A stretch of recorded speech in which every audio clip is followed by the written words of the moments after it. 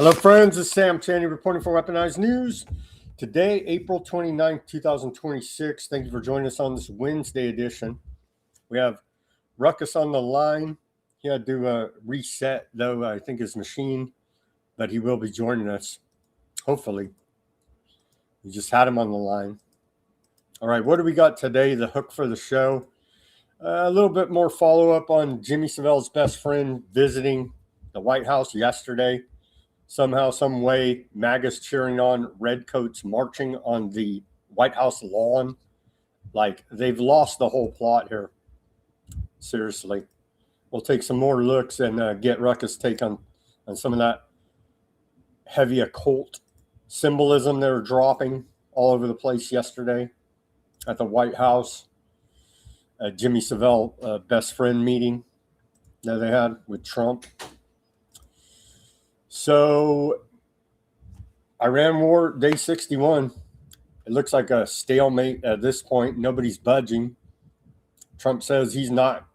The naval blockade will continue. Iran says whoop-de-doo, but then there's a bunch of talk. Both sides may go in heavy. So, everybody's finger's still on the trigger, man. It's an extremely tense situation. And the White House is acting like, oh, yeah, no big deal. We already won the war 61 times. Not so much. We got a lot of this coverage for you today.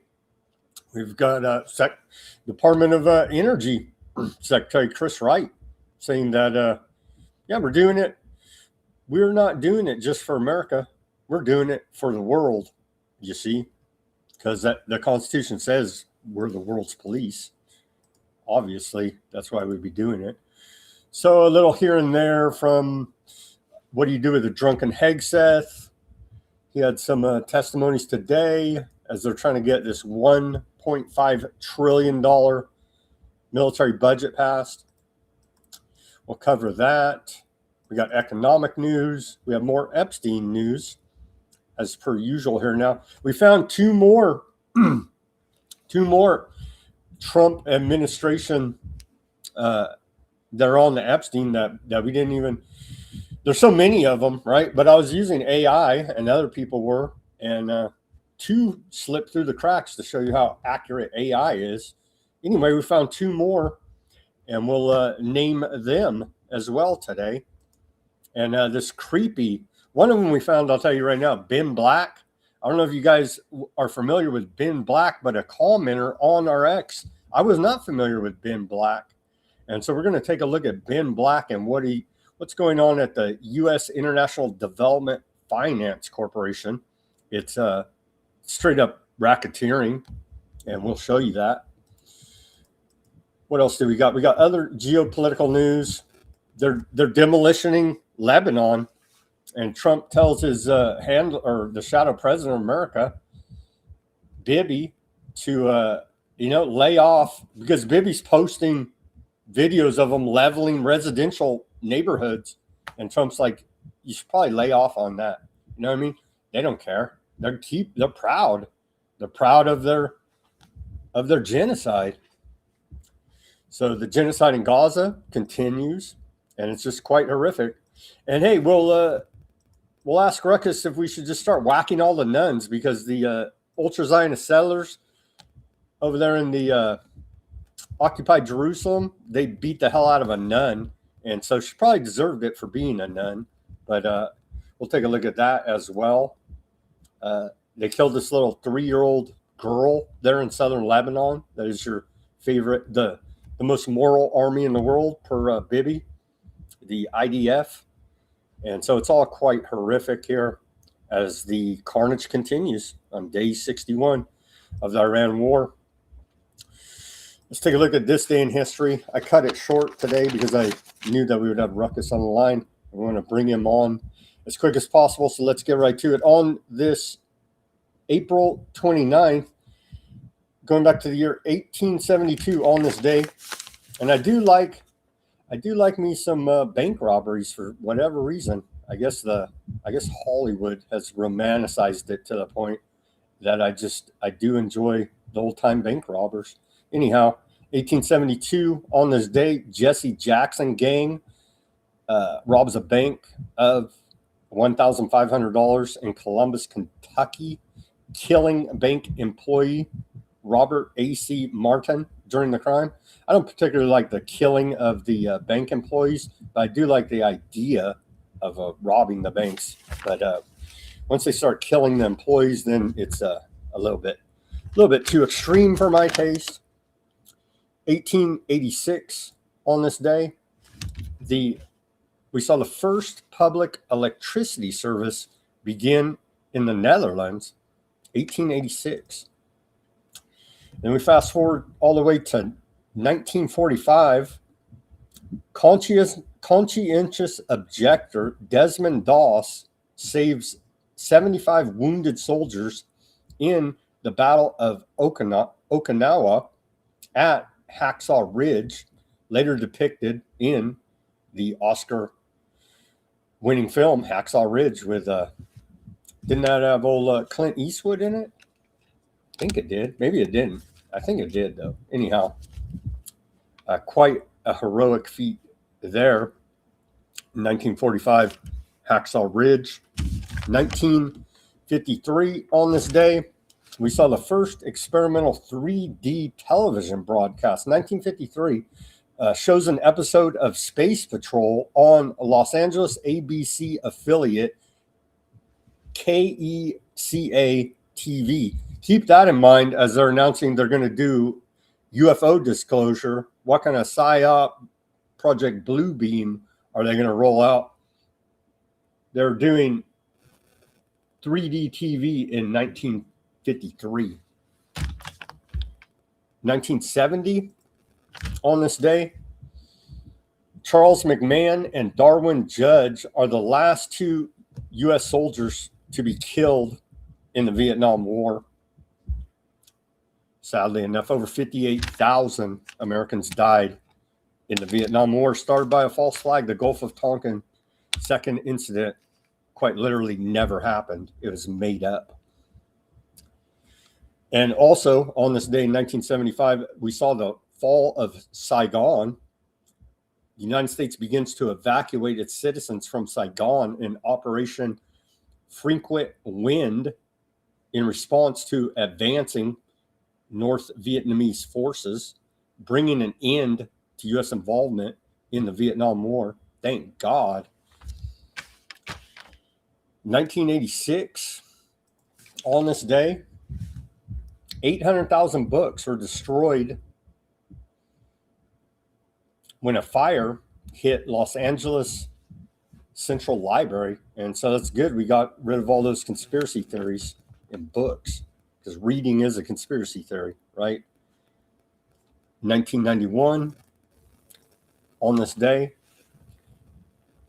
cyclone strikes Chittagong district in Bangladesh, killing 139,000 people and leaving 10 million people homeless.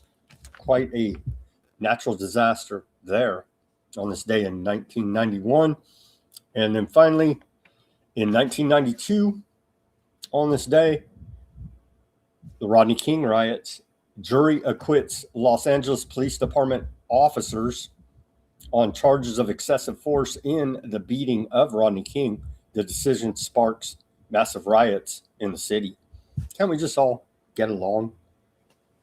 Damage in Los Angeles after the riots, which killed 63 people and caused an estimated property damage of over $1 billion. And so it was all worth it to let those dirty cops off, I'm sure, because Rodney King had it coming, right? Sure he did. All right. And then a little bit more details here about the Rodney King riots in LA. In our civil liberties history, on this day in 1992, Los Angeles erupts in 6 days of violent riots following the acquittal of 4 Los Angeles police officers charged with beating Rodney King on March 3rd, 1991. The riots left how many people? We had different reports of deaths. This one said 63. This other one said 54. Anyhow, Quite a few people died there as a result. The 4 officers were later charged with federal civil rights criminal violations. 2 were found guilty and 2 were acquitted in April of 1993. King was an African American, and the beating was captured on a home video by George Holliday, who lived across the street. The beating sparked national and international rage and increased the drive for greater police accountability. One direct result of the King beating was enhancement of Section 14141 of the 1994 Violent Crime Control Act, enacted on September 13, 1994, which gave the Justice Department authority to investigate local police departments for a pattern or practice of violating people's rights, and to obtain a judicially enforced consent decree mandating a wide range of reforms. The first investigation and consent decree mandating reforms to curb police abuse involved the Pittsburgh police. Mac, shout out to Mac. I believe he's in Pittsburgh over there. If you remember this case, if you were there at that time, Pittsburgh Police Department on April 16, 1997. One of the most famous cases involved a federal consent decree over the Ferguson, Missouri Police Department following the fatal shooting of Michael Brown and the protests and violence that followed. They can't kill us all, they said. They can't kill us all. All right. And then on to, here's our segue to the news. Truly disgusting, but MAGA loves, they love it. So here's Trump praising Jimmy Savile's best friend. I'm throwing up in my mouth, actually, but here it is. Ladies and gentlemen, I offer a toast to 250 years of American freedom, and very importantly, to a great man, His Majesty, King Charles III. Thank you very much.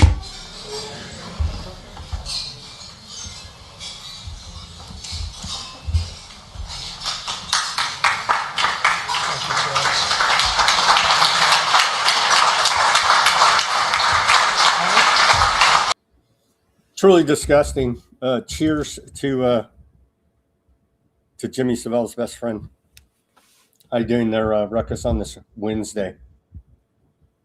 What year is it? What planet? What country is this? I'm so confused. I only take comfort noticing that it took them a minute to start clapping. It wasn't like most things that Trump does. As soon as he says it, everyone's like, yeah, woo. And they were like, people were completely silent. And then a couple people started clapping, and then the rest of them started clapping. And I was like, yeah, like none of you should be clapping. It's the most like out of touch thing I think I've possibly ever seen. He literally says, congratulations to the United States of America. 250 years ago, we won our independence from Great Britain. But hey, cheers to Great Britain. And here he is. Toast to you. Like, it doesn't make any sense. It's very, very awkward, almost as awkward as the king arriving in America at a time when there are numerous people out there protesting with signs that literally say no kings. I sure hope he wasn't thinking that we were talking about him, because technically we weren't, but you know, maybe we should have more of the no kings kind of a I don't know, attitude towards this type of thing, being America and all that, since you know we don't do the kings thing here. And then as we do, MAGA worships Trump as a king.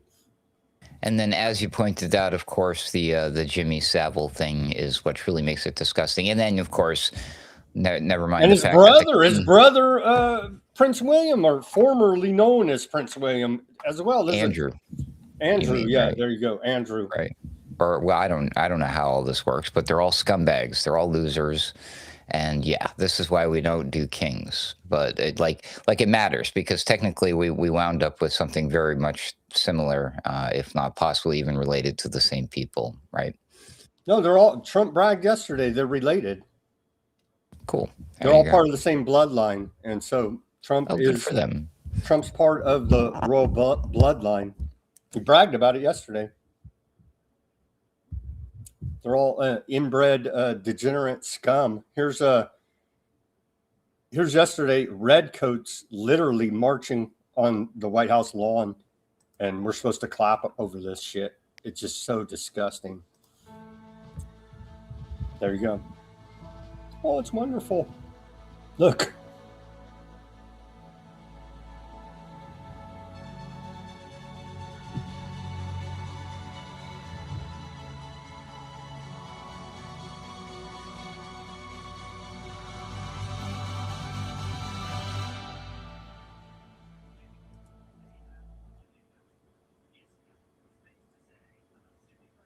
What do you think of that? Granted, I mean, obviously, we're not like mortal enemies. But how and when did that happen, by the way? That's something I never truly explored for myself, because I do know that after this country was founded, not long into its existence, there was, a bit of a conspiracy that took place where Great Britain funded a group or an organization or a foreign country or somebody. They attacked the White House and burned it down or something, if I'm not mistaken, or the Capitol building. So yeah, I mean, they held some sort of animosity towards us at some point, but at what point did we all let that go and we decided that we have this special relationship with Great Britain? I'm curious. The UK ambassador to America said the special relationship is actually with Aardvarkland, to clarify yesterday.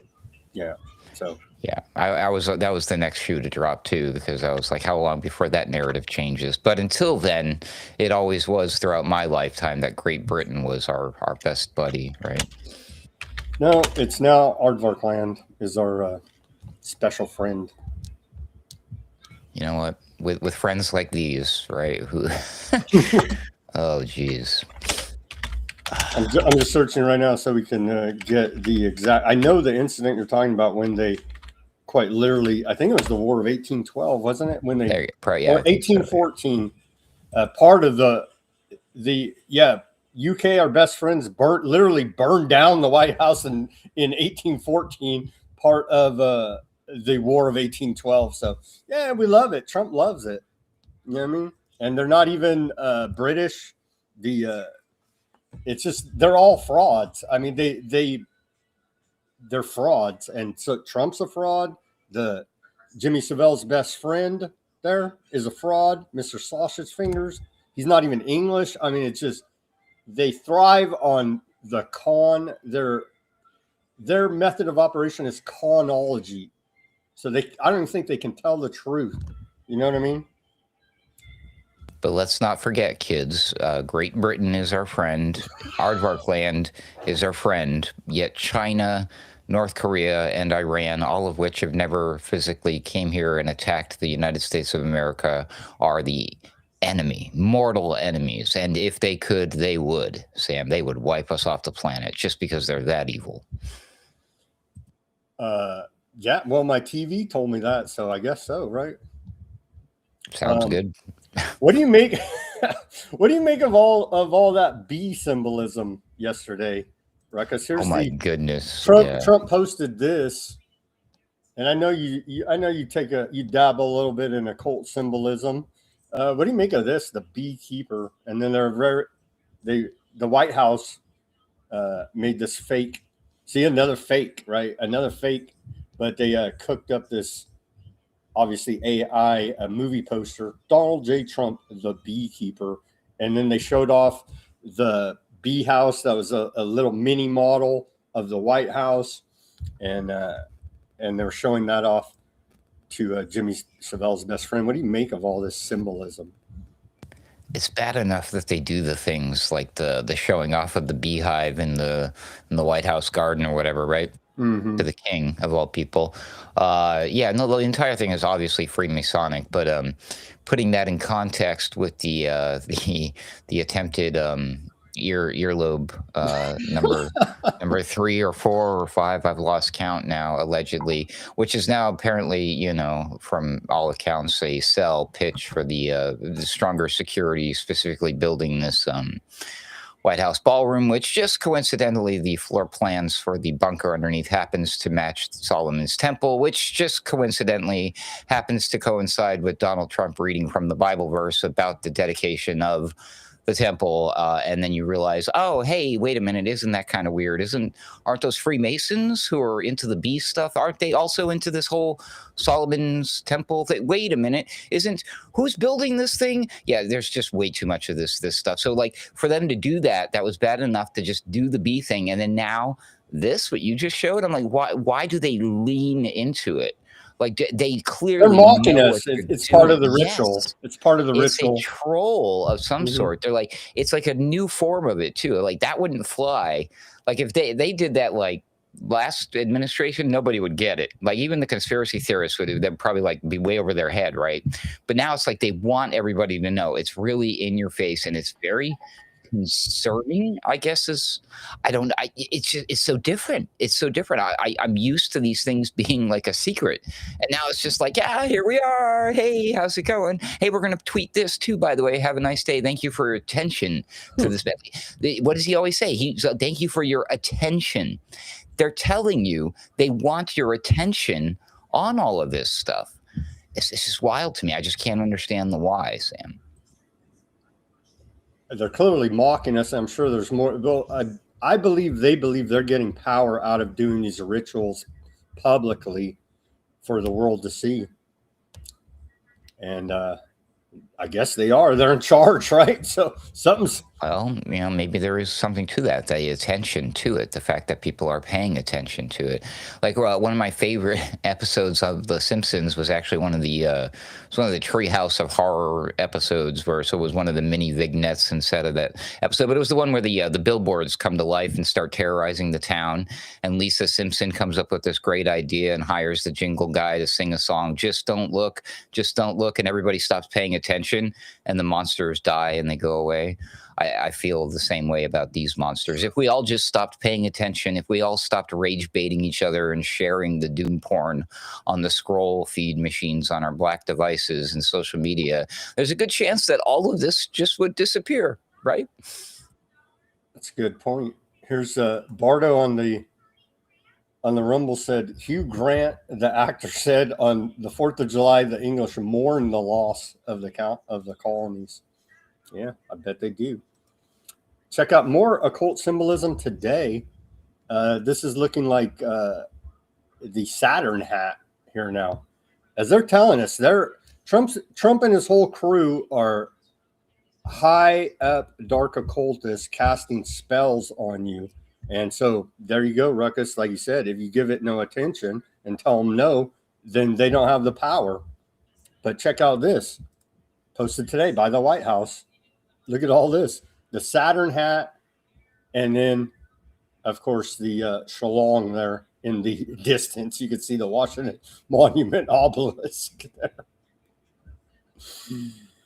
And the caption was timeless. Of course it was. So there's a lot of these weird conspiracy theorists right now going around talking about time travel stuff. So I'm not the least bit. Again, they're just trolling everybody. They're leaning into all of the weird stuff. And they're still trying to run Q psyops as well, and trying to say, oh, you just don't understand. No, we do understand. You guys are con artist liars, okay? And it's that simple. And just cut all the bullshit. Next up here, our friend Cheney Project. We got 333. Check out this one. Trump was gifted by Jimmy Savile's best friend this bell. Charles gifted Trump this bell from HMS Trump P333 British Royal Navy submarine, and blueprints to the desk, to the Resolute desk there. And so he was gifted that bell again from P333. And then he was gifted the blueprints and it was from this British submarine is where that bell was from. And he was gifted the blueprints, I believe it was from like 1870 something, for I guess Trump's going to build a new Resolute desk, or at least he has the blueprints to build a Resolute desk gifted to him by Jimmy Savile's best friend yesterday. What do we make of all that? Anything? the bell does have, well, the bell has a lot of meaning in a lot of different things, but in Freemasonry specifically, they use that during ceremonies, and it denotes midnight, basically. It's like the tolling of the bell, the clock striking 12, the low 12 in the third degree ritual, and it does involve specifically the story. This is crazy. You can't make this stuff up. It's based on the story of Hiram Abiff, who of course was the dude who was building the Solomon's Temple and was murdered, and you can't get much more Masonic than all of this stuff right here. And then, of course, a bell, of course, is symbolizing a warning, a transition, all of this stuff. I mean, it's just got too many symbols for me, but I'm sticking with this is all a Freemasonic ritual symbolism thing. So I'm going to have to watch whatever the king said while he was here. I've already caught a few bits and pieces, so I'm already venturing to guess that we're heading towards a 2020 kind of scenario again, but probably in the name of climate and energy shortages is my guess. Sam? Take a look. Trump, 1944. Where's all the time travelers? But it does all tie together there because they're all related. They're part of the same bloodline. They're now, Trump admitted it, bragged about it yesterday, making jokes about it. No, you're all inbred, degenerate scum who they should all actually be in prison for life for all the crimes they've committed, not be praised by society. Maybe someday, some way, we'll have enough people see them, put on the glasses, man. They live and see them for who they really are. The royal family yesterday here, Ruckus, went and paid their tribute at the another occult ceremony here. They went and paid their tribute at the 9/11 memorial there in New York. Let's take a look at this. And so all kind of more occult symbolism here. There you go.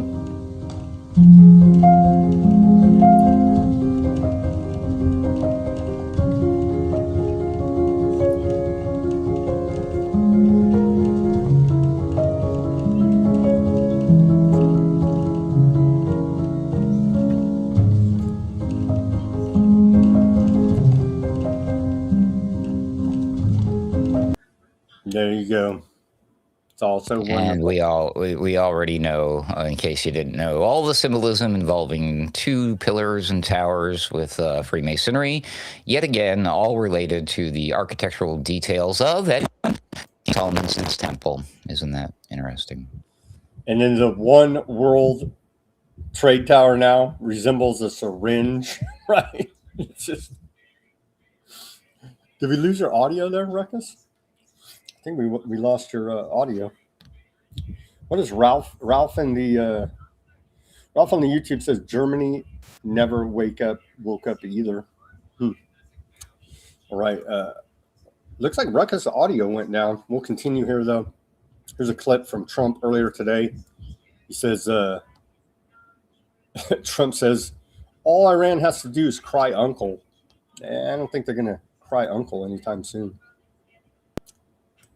Iran, the same thing. I mean, militarily, we've wiped them out. They have no military left. It's all the Navy's at the bottom of the sea. The Air Force is never going to fly again.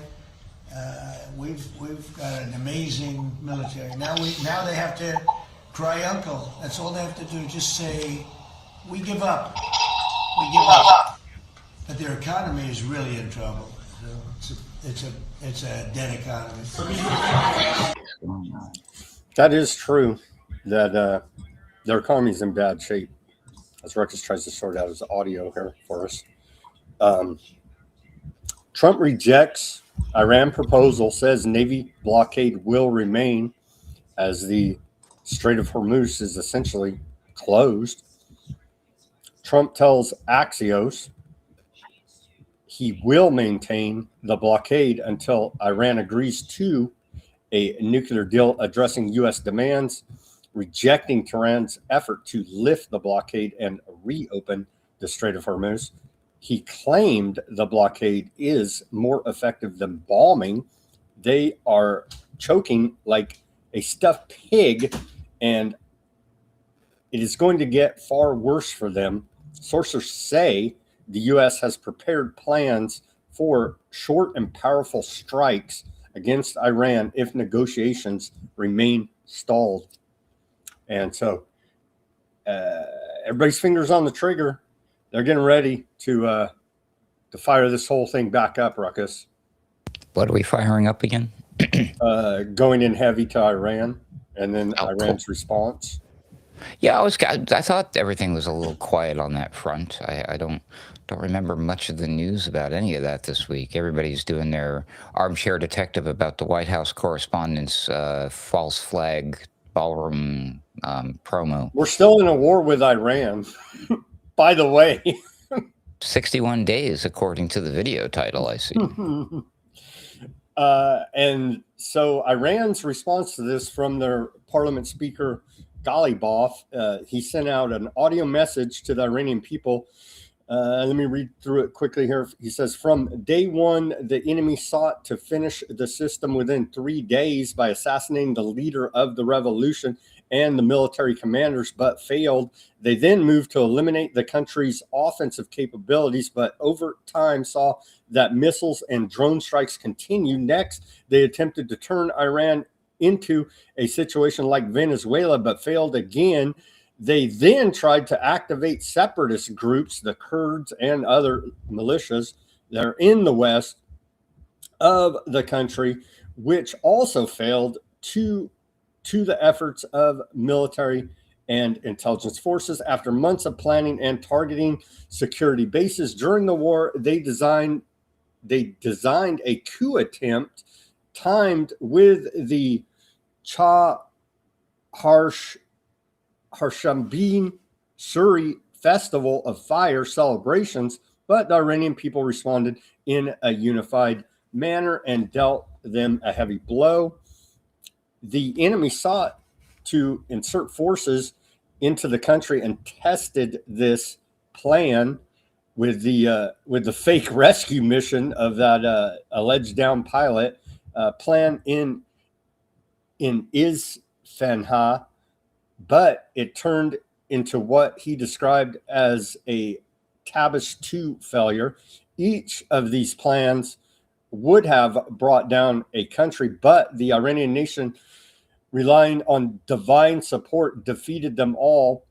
This failure of the enemy had a socio-political foundation, and without it, no success would have been possible. And that was the cohesive and active presence of the people. However, the enemy has entered a new phase and seeks through the naval blockade and media pressure to activate economic pressure and internal division in order to weaken or even collapse the country from within. Trump explicitly divides the country into hardliners and moderates, then immediately speaks of a naval blockade to force Iran into submission through economic pressure and internal division. The solution to confronting this new plot is only one thing: maintaining unity. From the beginning until now, unity has neutralized all enemy plots, and today it is important its importance is even greater. Any divisive action falls directly within the enemy's new plan. As someone present in the field, I tell the Iranian people that we officials all follow the directives of the supreme leader of the country, Khomeini's son, right? Dude named Khomeini, same dude, basically. But they say he's even more extreme than his dad. Well, I don't know why they whacked his dad. He should be clapping like MAGA for it, right? Anyway, they're all following they seem pretty unified to me in the message from freaking Ghalibaf here. Anyhow, continuing with his message, almost done, says all officials are following the directives of the supreme leader of the country, and he is our authority and the deputy of the awaited imam. Our worldly and spiritual well-being lies in obeying his directives. Be assured that we, with complete unity between military and political officials, are moving forward And the axis of our unity is the directives of the leader. Based on my understanding of the Iranian people, I say that by God's grace, these people will defeat this deceptive plan of the enemy as well. And we will achieve a clear victory in this war, fulfilling the divine promise and another victory that your love, help from Allah, and a near conquest. So give glad tidings to the believers. Quite a bit there out of response there to Trump from Gollyboff. So according to him, they're unified in the front and they're following Supreme Leader Khomeini. And according to Trump, Iran doesn't even know who's in charge, right? Iran doesn't know who's in charge, and Supreme Leader's fake and gay and disfigured and all the rest of the smears against him. But that's not the message Iran is putting out, sadly enough. Here's old, what do you do with the drunken Hagseth, Secretary of the War Department, getting grilled a little bit today as he's, they're going to give him the 1.5 trillion. I don't have any doubt about it, but let's take a look at a little bit of this grilling. How is this war going? Do you think we're winning? Militarily on the battlefield, it's been an astounding military success. No, but are we winning the war? Absolutely. Okay, so do you call Iran closing the Strait of Hormuz winning? Well, I would say the blockade that we hold that doesn't allow anything to come in or out of Iranian ports. Okay, so always we've blockaded their blockade. So they blockaded us, and then we blockaded their blockade. That's like saying, tag, you're it. Or, you know, if President Madison had said, well, the British just burned down Washington, but don't worry, we're going to burn it down as well. How is this war? What do you do with the drunken Hagseth? What do you do with the drunken Hagseth?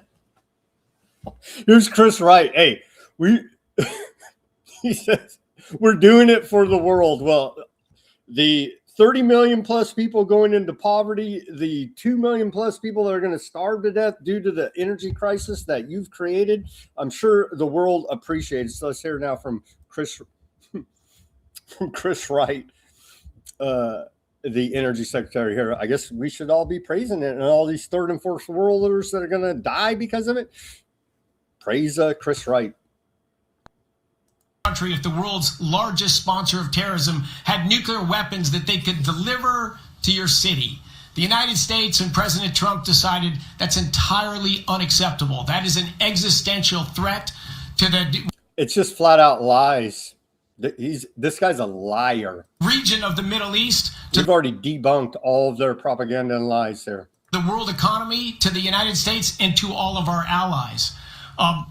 He took the hard decision to put an end to this risk. We can ignore it. Everything's fine today. Look, when you have cancer, everything's fine until you start chemotherapy. And then you're not fine, but you're killing the cancer that will kill you. Run from the cure. That's what we're doing right now. Before this metastasizes into a nuclear-armed Iran, President Trump had the courage to say, we will put an end to that. We will not let the world be subject to that. And yes, he has been frustrated that he has taken from our European allies, not all of them, of course, but he's taken a lot of criticism and heat for doing that. I think he's well justified in that. And yes, we would appreciate more support and more backing of what we're doing. We're not doing it just for America. We're doing it for the world. But we'll get through this. They're doing it for the world, Ruckus. Are you convinced? Oh yeah, that guy's a preacher, right? He was doing his sermon or something. And no, it's the energy secretary. For the no. There's no way. I've been to church many times, Sam. That was a pastor. He was preaching. They're getting ready to pass around the collection plate. Of course, the church this guy belongs to, that he's pastoring from, is the Church of Trump. But anyways, yeah, that's good stuff right there. I mean, these people, all they do is they're praise Trump. Thank God for Trump. If it wasn't for Trump, it's almost like they get paid every time they say his name, right? Even Trump does it too. He talks to himself about himself in the third person, you know? It's pretty crazy. right here, debunking all their lies. The State Department again, we keep showing you this right here on the State Department website. They say right here, the United States is engaged in this conflict at the request and in the collective self-defense of its ally, Aardvark land. Right here it says it. So all the other BS, shove it. Trump, all your secretaries, shove it, because the State Department has the facts right there. And so they're just out there lying, bold-faced lying to the American people. It's just, man. And I like how they're asking for our support, asking for our money. Like they're not just going to take that stuff and use it anyways. They already do. Here's House Armed Service Committee member grilling old, what do you do with the drunken hag, Seth? Let's take a look at this. But we're not in this for a tactical advantage. We're in this to fundamentally change Iran. And as we sit here today, Iran's nuclear program is exactly what it was before this war started. They have not lost their capacity to inflict pain. They still have a ballistic missile program. They're still able to blockade the Strait of Hormuz and have the ships that are capable of doing that. But we're not in this for a But Trump said we blew up their whole army, and last June we blew up their nuclear program. But here's the House Armed Services Committee saying none of that's true. Plus, what does any of that have to do with what he's saying there? What does the nuclear program have to do with the ballistic missiles and the blockade? Oh, that's right. Nothing. They're not using nuclear weapons to do these things. Neat. U.S. Central Command Admiral Brad Cooper put out this message. He says, today, U.S. forces achieved a significant milestone after significantly redirecting the 42nd commercial vessel attempting to violate the blockade. This is a reflection of the outstanding work America's sons and daughters in uniform are doing to prevent maritime commercial from entering or exiting Iran ports. Right now, there are 41 tankers with 69 million barrels of oil that the Iranian regime can't sell. That's an estimated $6 billion plus, from which Iran's leadership cannot financially benefit. The blockade is highly effective, and U.S. forces remain fully committed to total enforcement. Here's that message from CENTCOM earlier today. And check out their logo, right? Peter Duke of the Duke Report pointed this out to me. And yeah, it's quite striking there. The U.S. Central Command's logo sits right there, right there. Wowzers. Because it is, that's a key trading route for the entire world. And that's why U.S. Central Command's logo, the eagle and the shield, sit right on top of it, you see. No, it's an American symbol, Sam. It's as old as the country is.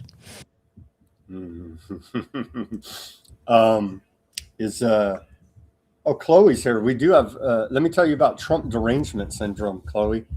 So the term Trump derangement syndrome was first used in 2015 by Esther Goldberg, building on Charles Krautheimer's. Remember that guy, Charles Krautheimer? He used to be Mr.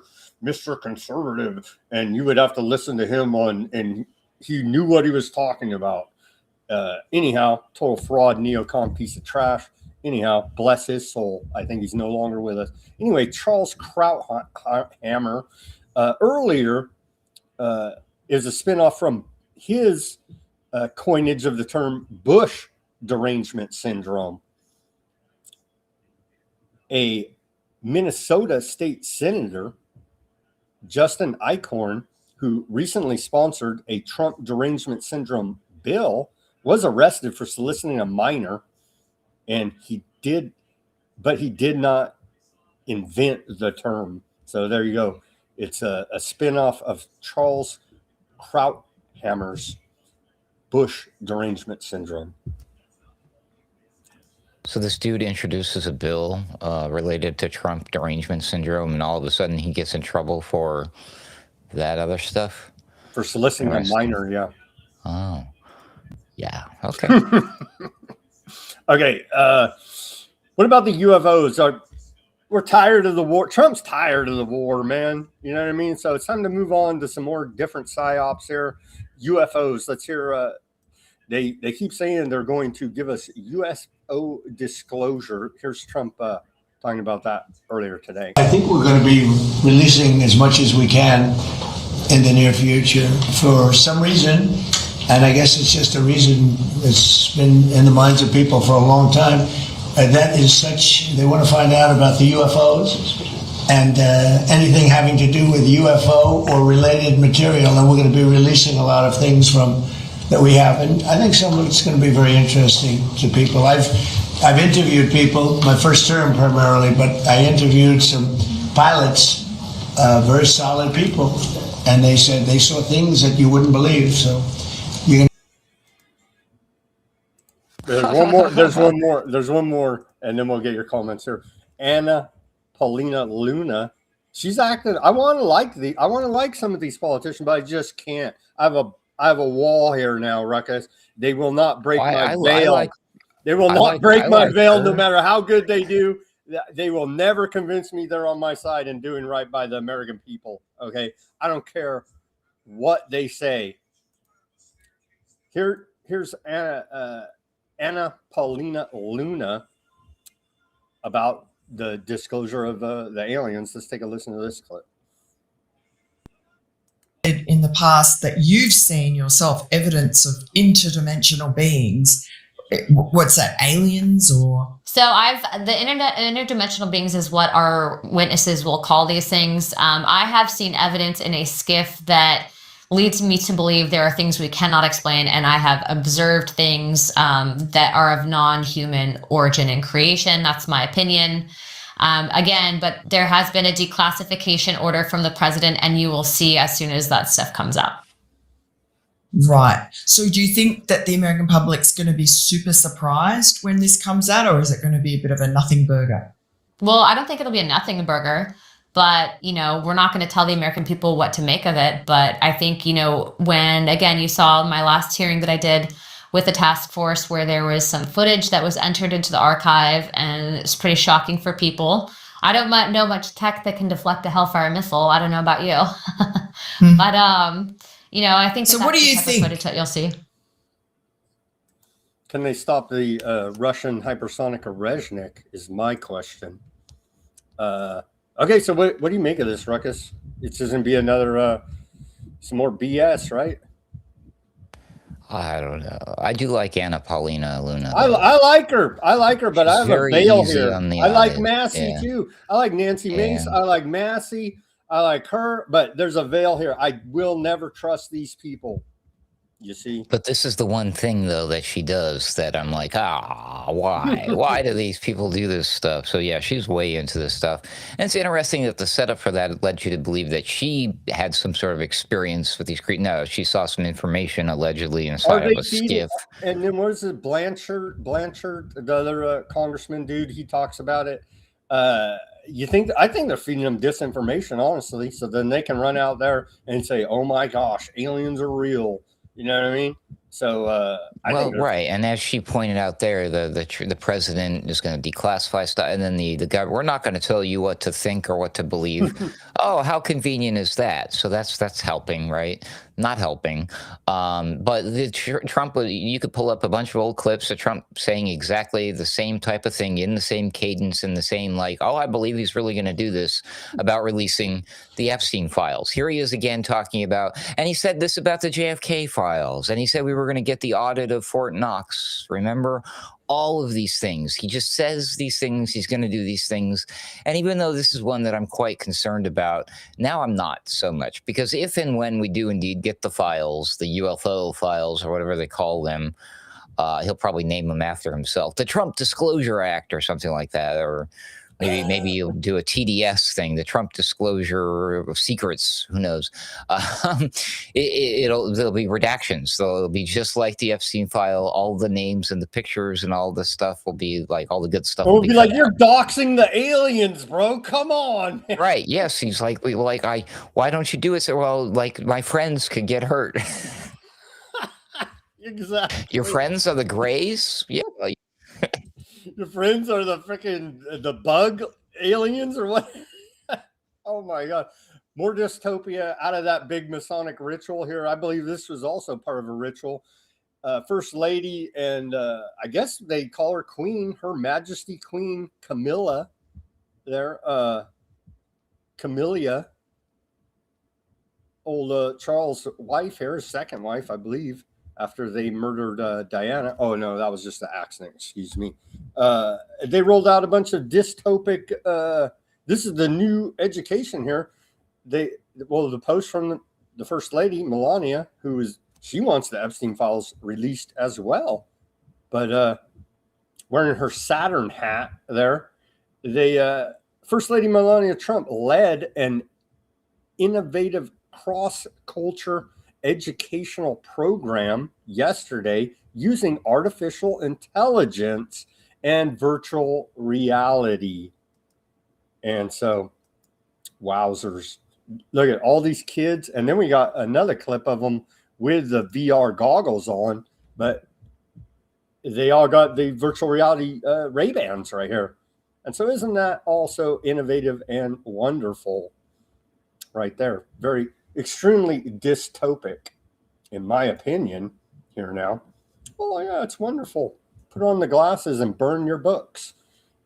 Here's actual video of, this is dystopia right here, of the children wearing the VR goggles there for their education, of course.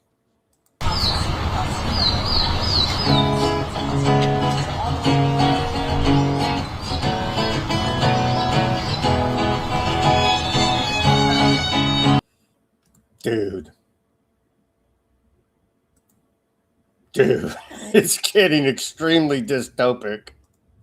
Ruckus. You remember how weird it was when people would be walking around and they were talking on their Bluetooths, but then you didn't, or it was early on and people didn't really like, what was this guy doing? Just walking around talking to himself, We're going to see that kind of thing. People just walking around, acting in real life, just like standing there and doing stuff. It's going to be weird. So, they're going to literally physically walk into like the coffee shops wearing that thing. And that's how they're going to order. They're going to go in and they'll be directed to stand in a certain, like a circle that they can see on the floor. And, it'll all be nice and neat and organized and safe and effective. That's for sure.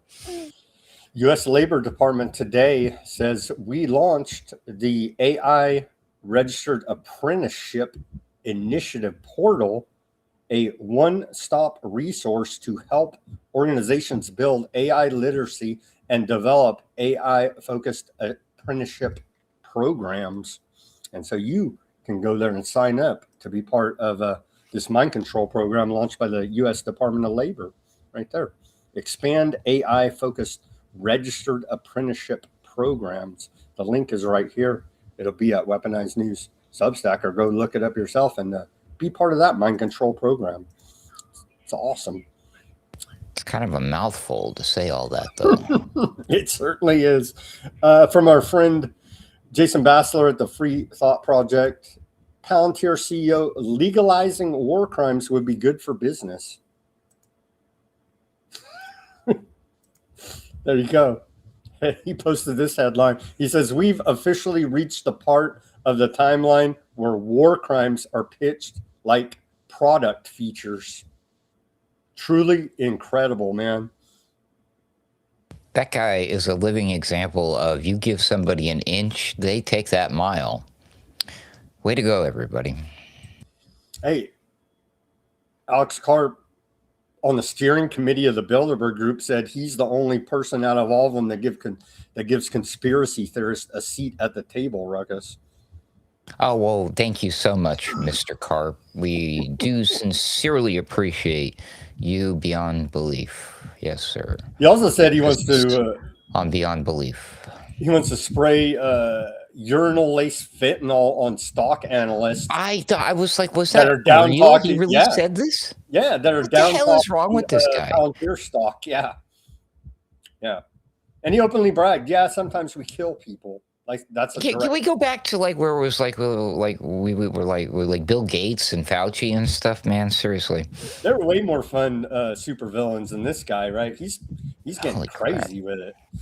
These people are like literally like Yeah, these people are just would start walking around like killing people, like, how's it going? You see They how I just slit are. that They person's literally throat? are That was killing fun. people right now. What the hell? Yeah. Anyway, they are, Ruckus. They're killing people right now, and we're supposed to say, "Well, it's wonderful for national security." More of this national security surveillance state they're building with the flock cameras, the freaking cameras up everybody's rear end, the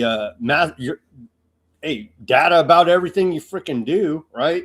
And so Palantir took over like almost 30 government agencies. They're running their operating systems there. So essentially, they own all this data now, information about you and I and the rest of American people. Why can't this giant surveillance state? And by the way, NSA too is gathering up.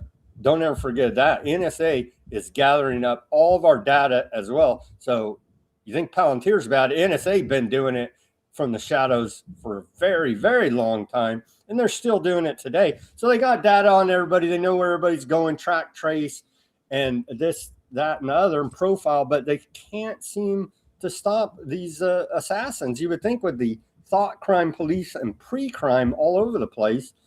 Jason Bassler had this post, and it makes sense. Why they have to surveil Ruckus and I, and we're just trying to figure out how to get enough money to buy some topper almond. But these guys are allowed to run all over the country. He was allowed to go from California all the way to where was it? DC, right? To the DC Hilton there.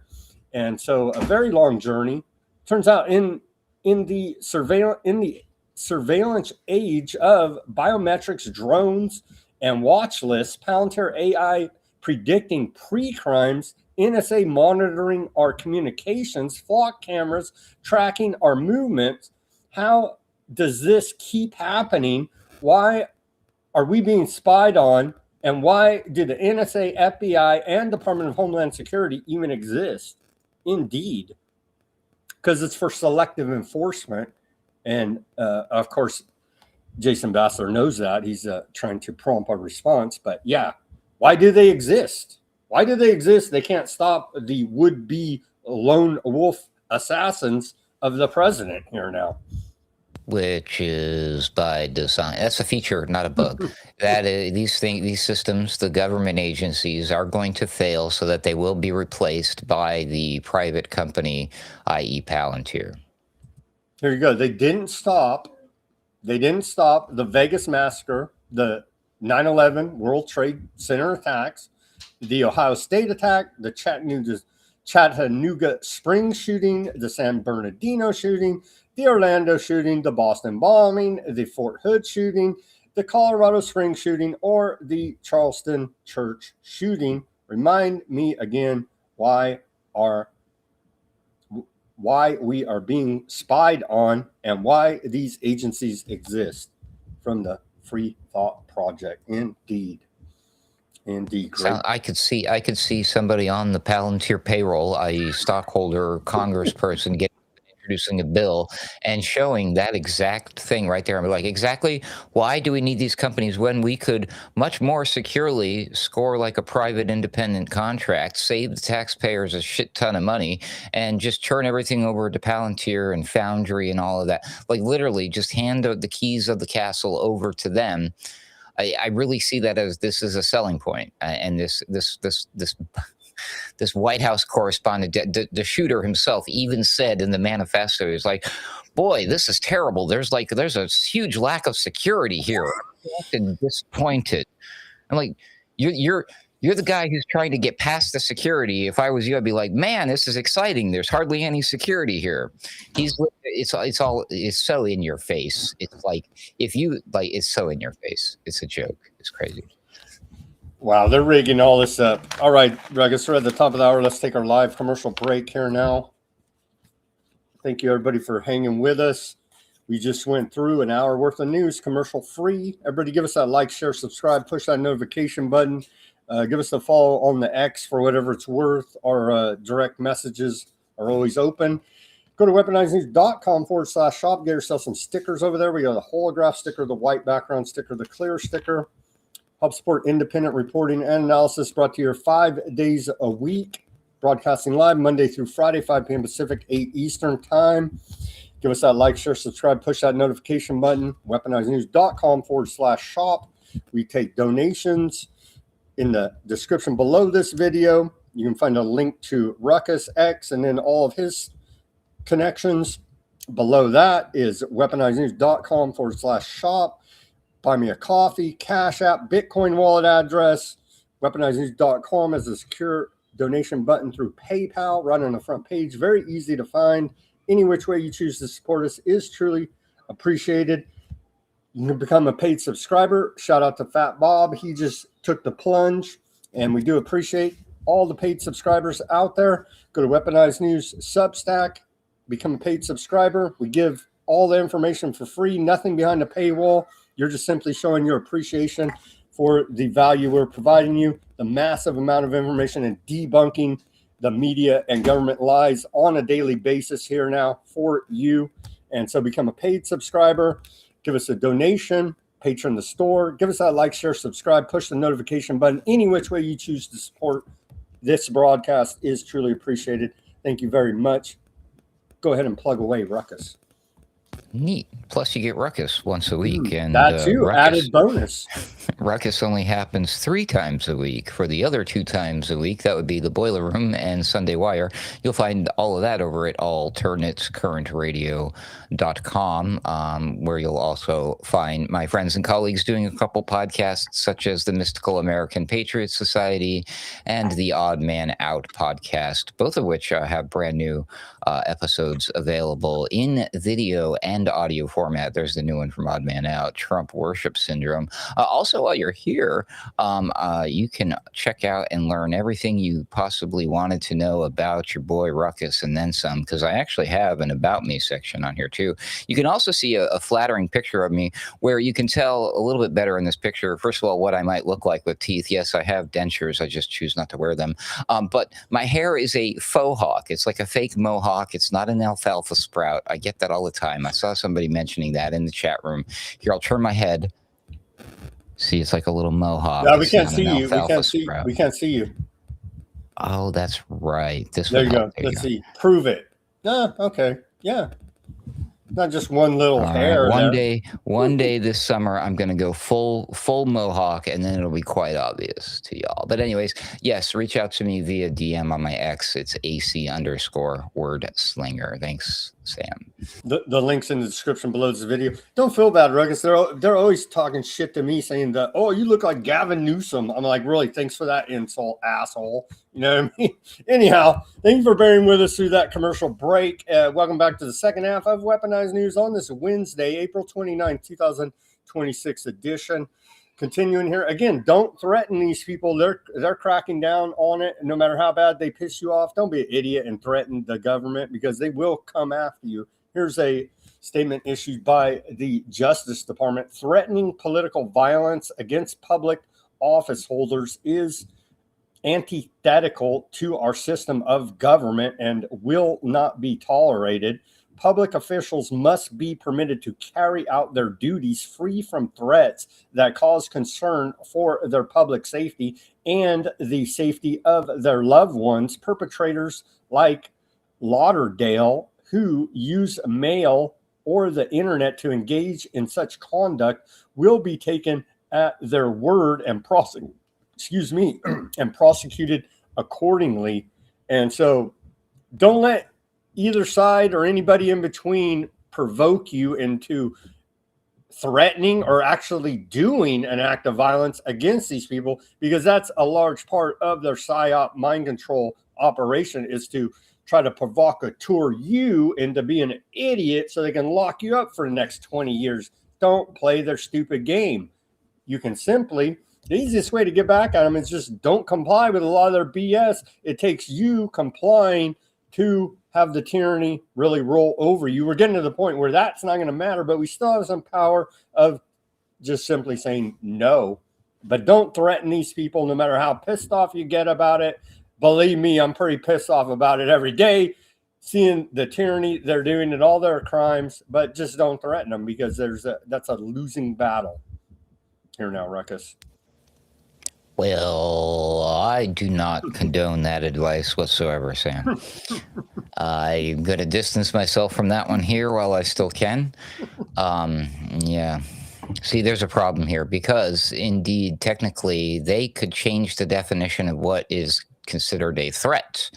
And we already suspect this, but just what you just said right there, like your choice to not comply or our ability to critically think for ourselves, for instance, are truly indeed a threat to these people's way of life, their existence, this system that they thrive and survive off of. So, as soon as they can figure out some way to legally define what we do, that is being critical thinkers and not complying and thinking for ourselves, disobeying, that is a threat. And they're probably gonna throw the well, probably not gonna throw the book at us. They're probably gonna throw the guillotine at us, Sam. That may very well be coming soon here. We had a Supreme Court ruling today. Supreme Court limits use of race in redistricting in a 6-3 decision. The justices told states they can almost never consider race, like majority black districts, when drawing maps to comply with Section 2 of the Voting Rights Act. And here's that's a report out of NBC. Here's a little map as they're constantly trying to gerrymander these districts. And they're talking about Louisiana. Strangely enough, they had it gerrymandered right here, all blacks, right? So, but don't worry, the Democrats are not racist at all. They just gerrymander the black districts there. And you can see also in these states as well, in Mississippi, Alabama, Georgia, the South, and so on. There. So you're not allowed to gerrymander. There's an easy fix for that one. Why don't we start gerrymandering? Why don't we randomize it? Because they can't rig it as easily that way. It has to be. That's what I'm saying. Why can't because they want to rig it. All right, never mind. It needs to be easier for them to rig, not harder, Ruckus. I didn't mean to threaten anybody out there with this idea. Anyway, we love your tyranny, NSA. We just love it. You're keeping us safe, and anything for national security. We already know. Okay, here's a message from the DEA on today is National Fentanyl Awareness Day, and they literally slapped everybody in the face. We'll get to that with a Purdue Pharma fine. We'll get to that, but now let's hear a message from the DEA. Don't do drugs, kids. Seriously, especially not the opioids.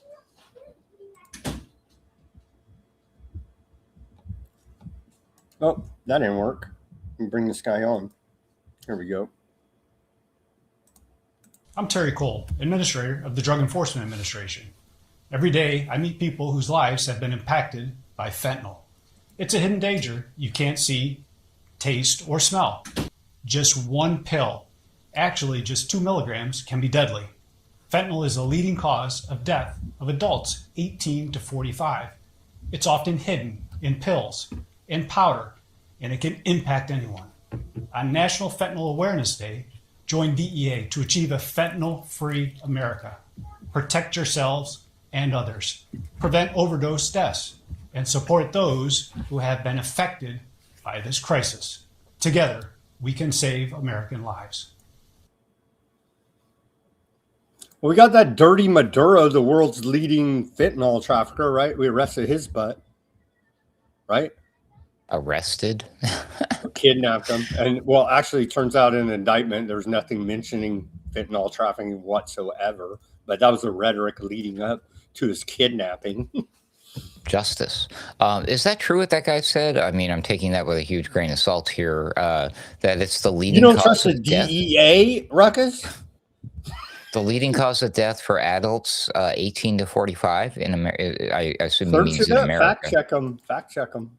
Because that's insane. That would mean it's now overtaken heart disease and or car accidents, which are usually the leading causes of death in America. Anyways. Or, well, I guess obesity. Well, I mean, these things change every season, don't they, Sam? But it's always nice to have a new invisible enemy, too. I mean, you can't see it, you can't smell it, you can't taste it. Just trust us, it's there, and it's going to kill you. Don't do opioids, kids. On this fentanyl awareness hashtag just no. Well, and then the Justice Department did this today. Opioid manufacturer PurduePharma sentenced for fraud and kickback conspiracies. So the Justice Department are a pack of conspiracy theorists because every other indictment says conspiracy in it. But besides that, opioid manufacturer PurduePharma LP was sentenced today in federal court in Newark, New Jersey, in order to pay criminal penalties of over $5 billion for its role in fueling the opioid epidemic. PurduePharma put profits over patient health and safety, acting Attorney General Todd Blanche said. He went on to say, the company willfully rejected the law and ignored the diversion of their highly addictive prescription drugs. Their actions contributed to the opioid crisis that claimed countless lives and destroyed entire families and communities. Today's sentence is a prime example of the department's effort to redress past wrongs by rooting out and punishing unlawful conduct by companies that have contributed to the national crisis here, Ruggers. And so they punished them $5 billion. Mm-hmm. That's a joke, right? I mean, do you know how much money these people make? They're bankrupt. You don't feel bad for the Seckler family there? They're in bankruptcy now, Ruckus. There you go. And so even the way they word it is deceitful, as they continue to cover up the Epstein files at the Justice Department. But the wording here, they say, ordered to pay criminal penalties. No executive, they received 0 jail time. 0. It's not like they killed anybody. Oh, wait a minute. What's the argument again? Oh, they killed over, people. Since 1999, over 500,000 Americans have been killed due to opioid overdoses, in large part due to PurduePharma's fraudulent marketing of OxyContin. And then I just figured it out. I can't believe it took me this long to figure it out, Sam. Now I know what the secret is, how these people keep getting away with this murder. How do you get away with murder? You have to kill like an X amount of, like, it's got to be like in the thousands. You got to do like a whole buttload of killings. You got to do a genocide. And then you're totally in the clear. But if you just kill like 1 or 2, or maybe you're a serial killer and you're off like maybe up to 12 or something like that, no, you're going to prison, buddy. You're going to at least until you get out for good time served, or the judge is a buddy of a Freemason you went to high school or kindergarten together, or they want to make a Netflix series about you and hire you at the FBI, that sort of thing.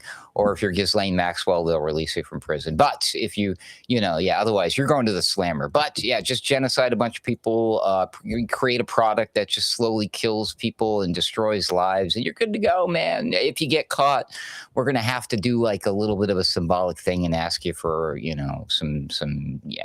some pennies on the dollar. It's going to hurt. There's going to be a little pain. It'll be like ripping off a Band-Aid, but you'll be fine, Amazing. They killed over 500,000 Americans, and they paid $5 billion fine, and that's it. There you go. More from Anna Paulina Luna. See, again, I want to like her, but the veil will never be lifted here for me liking any of these politicians. Are definitely not trusting them. But she put this post out today. She says they're going to have a hearing in the House Oversight Committee on MK Ultra. And so they're bringing back MK Ultra again here now on March 13th. And here's their history conspiracy theory board, right? Mind control murder. And it's just like, what? Wowzers, dude. So she's hitting on all the conspiracies, you know what I mean? So that makes you want to like her, but I just can't trust these people. So look out for that. look out March or May 13th for the MK Ultra House Oversight Committee Task Force investigation into it as it continues. And then perfect timing in the wake of the White House Correspondents' Dinner thing, huh? It is indeed. And then Emma Catherine, has a series of interviewing many of these MK Ultra and Epstein style victims that are victims of satanic ritual abuse and the like. She said directly under this post, she says, will this be discussing the U.S. government's historical child slavery system using children born into multi-generational ritualistic abuse families? Will there be discussions on the deliberate torture and abuse of children to disassociate and fracture them for the agency's creation and use of Manchurian candidates? Will monarch be brought up? And she's talking about creating the mind control slave, the Illuminati mind control slaves. And that's exactly how they're doing it, with trauma-based mind control. And so Paula Luna did not reply to that. So, but she nails it right there. Let's get to the heart of the matter and what's really going on with this.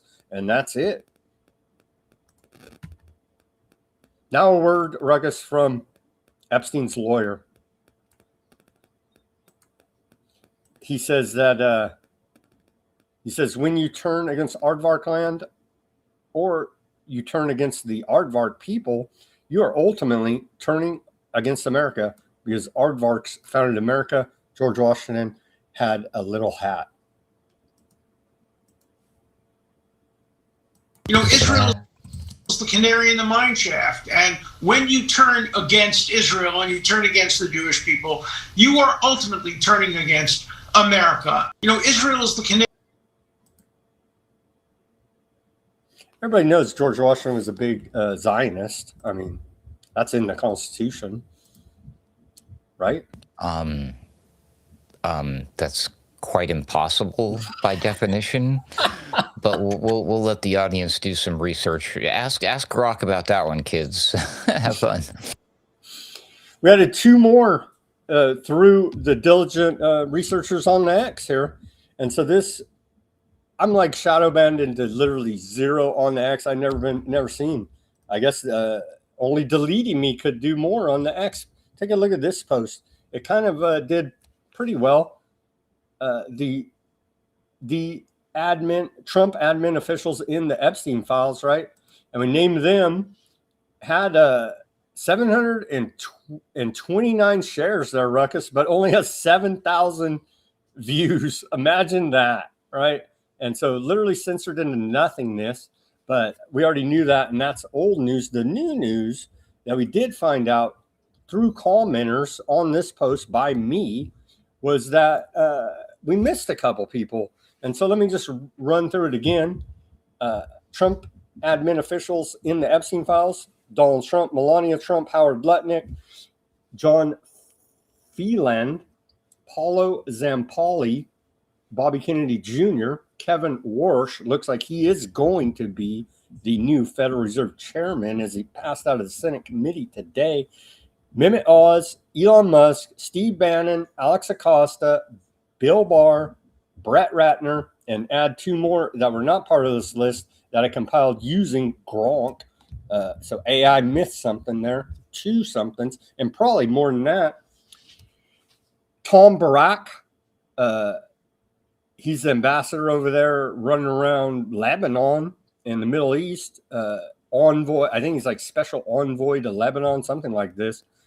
He's in the Epstein files.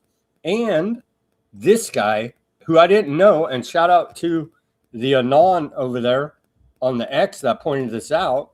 Good catch. This guy is a psychopath. Leon Black's son, Ben Black. Take a look.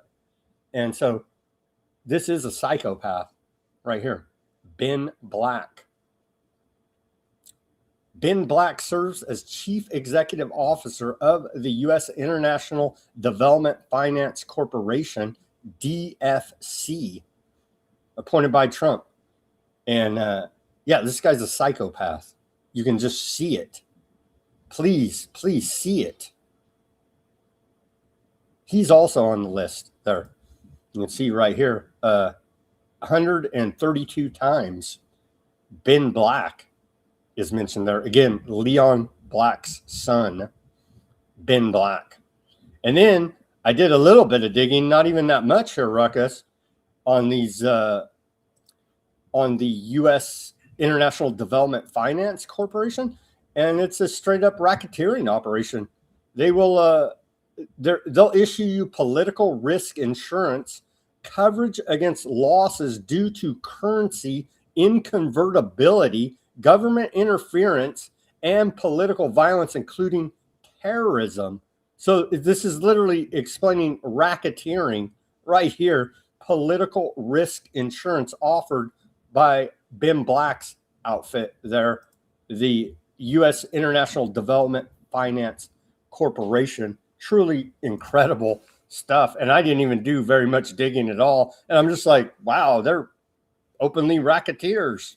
Pretty incredible there, Ruckus. Pretty neat. And Ben Black, what's the initials of his first and his last name? BB. Oh, that's neat. Just a coincidence, though. Yeah, and I'm just having a stretch in there. Yeah, I don't know. These people are all... I'm guessing that if you were to do a proper dive and could see the names behind the black bars, you would find out that every single person in the current administration is in the Epstein files. Jeez, and they haven't even released them all. What, like 6, 10? Oh, that's impossible. Isn't there a something? law that says... No, wait. We've got them all by now, don't we? No. Promises made, promises delivered. Did I miss something? No, there's like 6 to 10%, something like this, have been released. They're still holding like 90% plus of the files. They're coming. They're coming. Trump said they're coming. With UFO disclosure, I'm sure. Mm-hmm. Yeah. God, promises made. Trust in Trump. Don't be a panicking, Sam. You got me there. Ignore the panicins and trust in President Trump. I'm going to miss her when she's on maternity leave. Oh, I know. She's pregnant by, again, right? It's her second child. Bless their hearts. Man, how could you? It's got to be bad for the baby when the mother's just a constant stream of lies for the government. And something tells me that's not healthy for the baby. Anyhow, hopefully her time off for maternity leave can ease some of that suffering on her baby there. Okay. What about this? Memphis nonprofit founder tied up on Epstein Island, charged with trespassing. Did you see this crazy story? Who was this guy? And I seen some posts from this guy. Anti-sex trafficking campaigner says he tried to investigate Jeffrey Epstein's pedo island and ended up getting hogtied and blindfolded. Here's the California Calm Post report about it.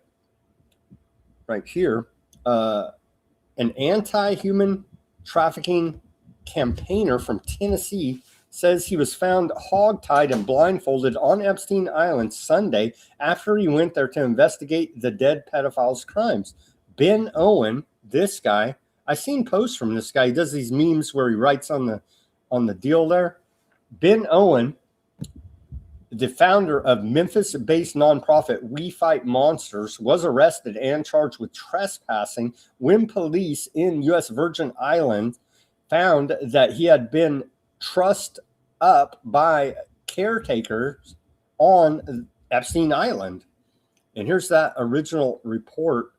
Let's watch this short clip. I believe this is out of Memphis, Tennessee, WREG.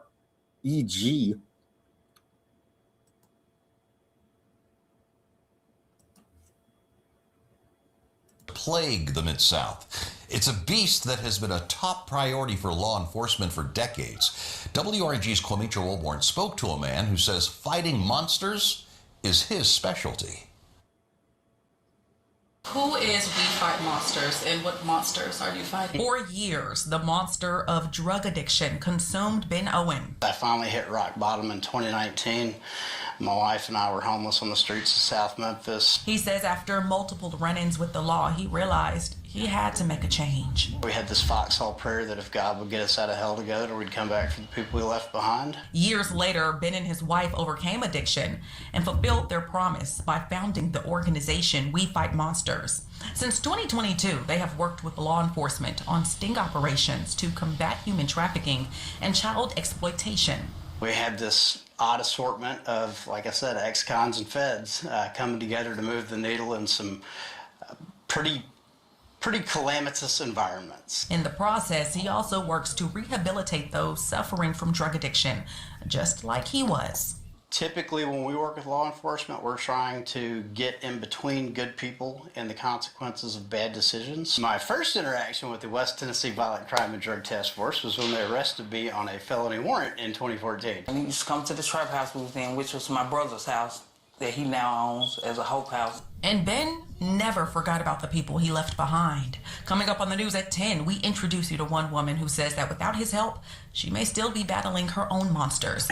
We also take a closer look at what he believes will be the solution to the ongoing problem of addiction and hopelessness in the community. I can't save you.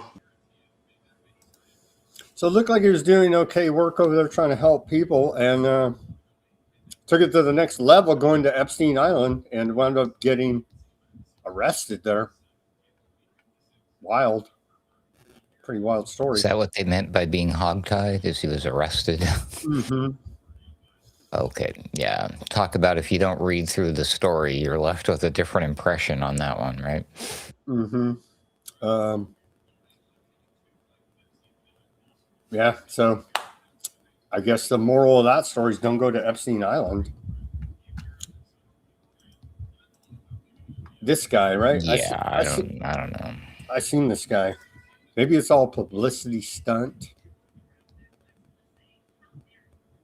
Clearly, he misspelled something in his little sign there. Whether he did it on purpose or not, I can't tell you. Oh, man. A worker on Little St. James, the legal name of Epstein's Island, told police Owen shoved him and his pregnant girlfriend to the ground when they tried to stop him from taking pictures. He said he was kidnapped by a woman who manages and lives on Epstein Island, and he thanked the Virgin Island Police Department for rescuing me from that debacle.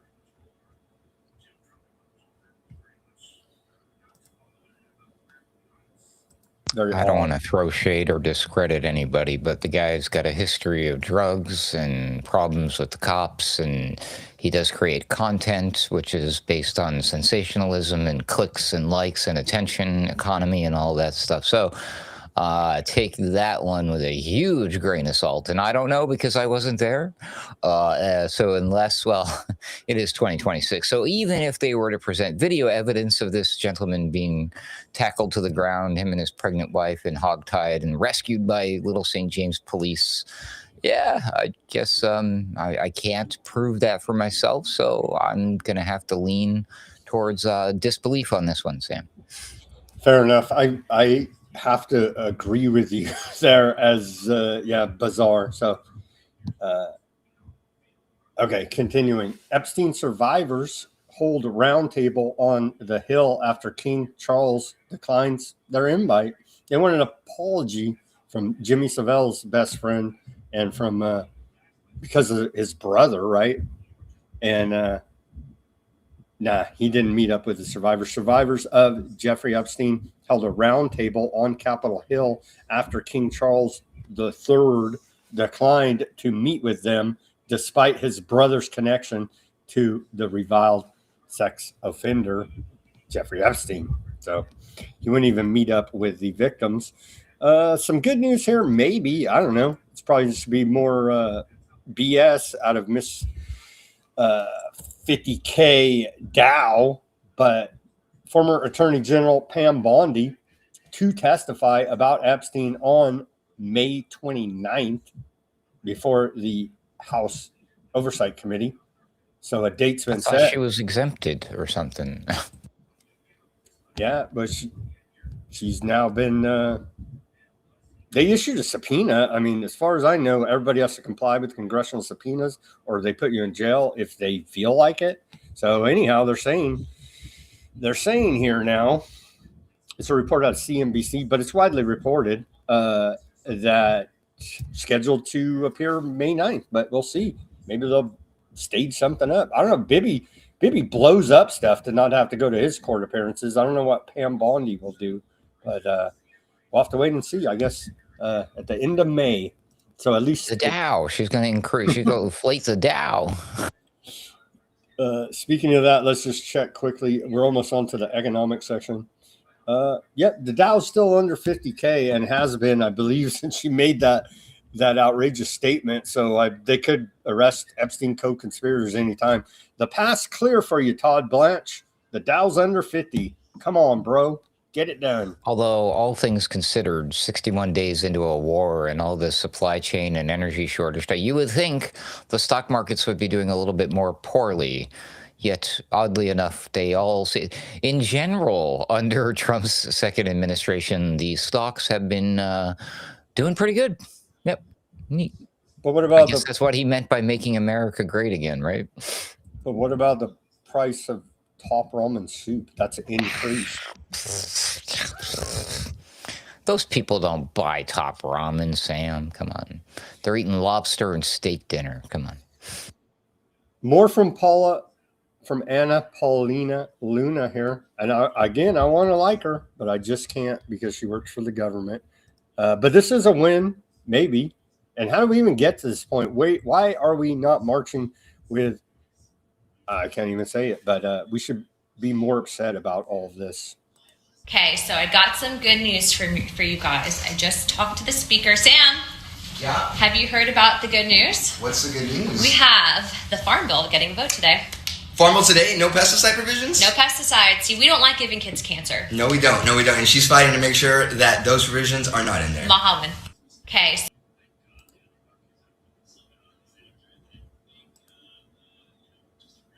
What do you think? Are they going to put indemnity for the pesticide companies in the Farm Bill? Trump already gave them national security indemnity for glyphosate. What about the rest of the pesticides?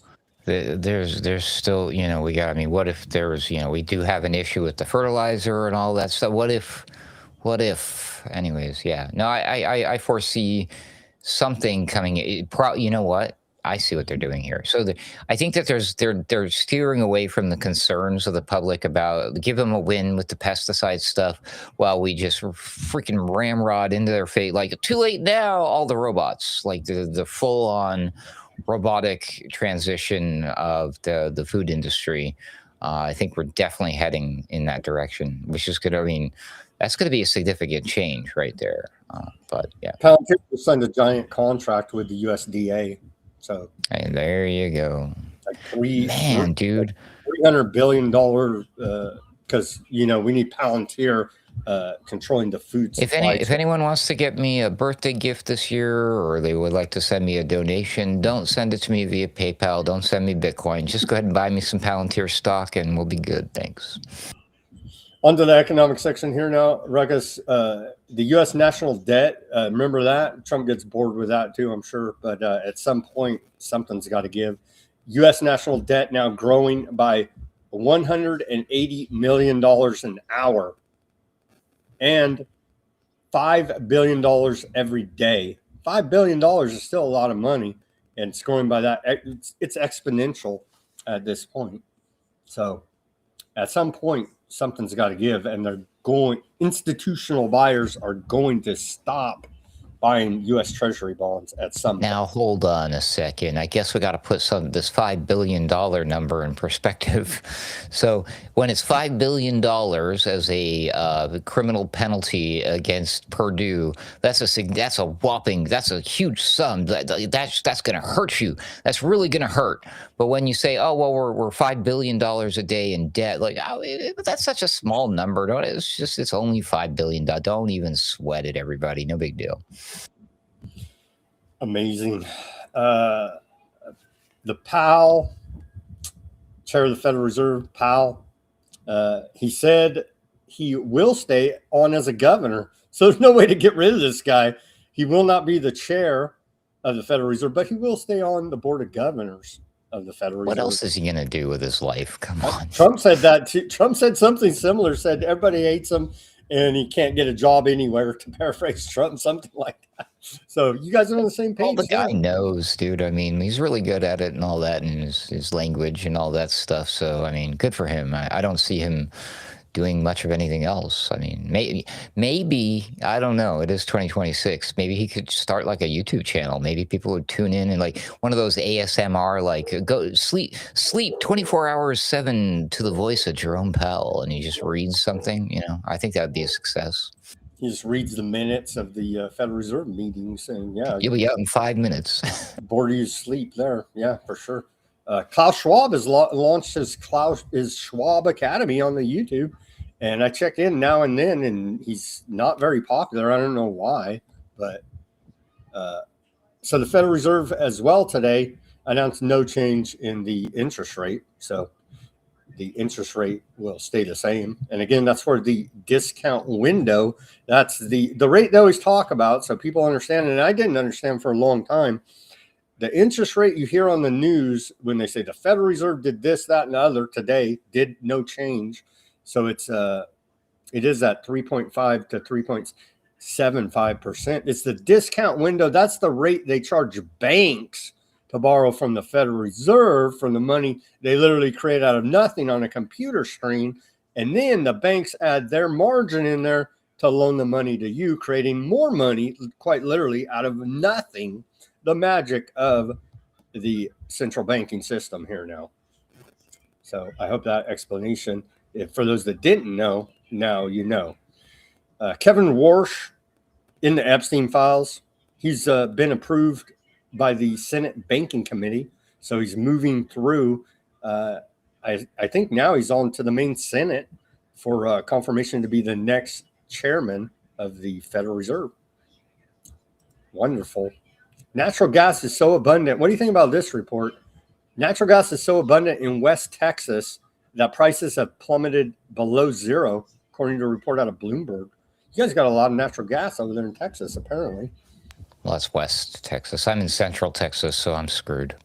You're screwed. Can't even make it to Central Texas from West Texas with that natural gas. France unveils plan to ditch all fossil fuels by 2050. And that's our target for net zero as well. So getting right on board with the one world government agenda there in France.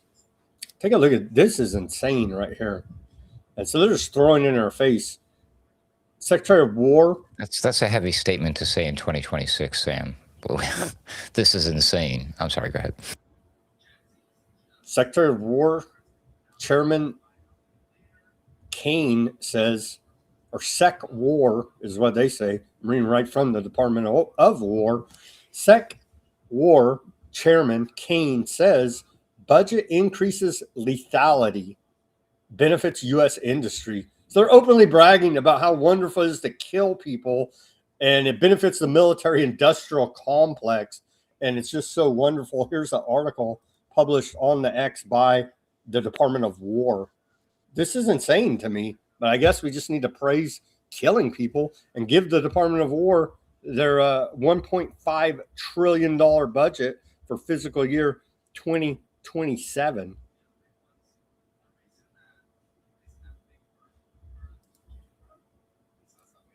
This is why I, myself and a number of people are upset about the changing of the name to the Department of War from the Department of Defense, because yeah, I mean, if you want to have a strong military to allegedly defend your country from an invading force, if such a thing existed, but yeah, no, they're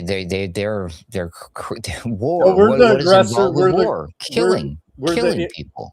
We're the aggressor. We're the imperial global hegemon. Okay, so everybody can get that straight in their mind. We ain't the good guys in this. I'm sorry to report to you here now. According to the rest of the world, the arsenal of freedom. Look at this. It's insane.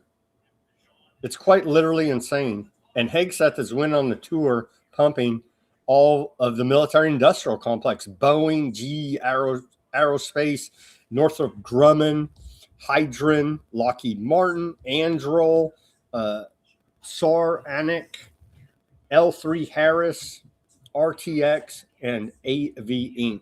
All right there on the map. You could see $50 billion plus in private investment, 270 plus investments, 70,000 jobs. They're like, and it goes on. And we're just supposed to say, well, that's wonderful that our entire economy is based off the off war, off never-ending war, and funding the military-industrial complex here now as part of the Arsenal of Freedom tour, Ruckus. Arsenal of Freedom. That's what they call it. Arsenal of Freedom up your arse. And Hegseth and Kid Rock each individually did little joyrides in Apache helicopters, I guess. So people are upset about that. Don't be jealous, people. We know you want to joyride in an Apache helicopter too, don't you? It probably would be pretty cool, but yeah, that's the least of our problems, actually. Here's what do you do with the drunken Hegseth, Secretary of War? He's making a promise here now. Call me skeptical and a cynic, but I just simply don't believe him.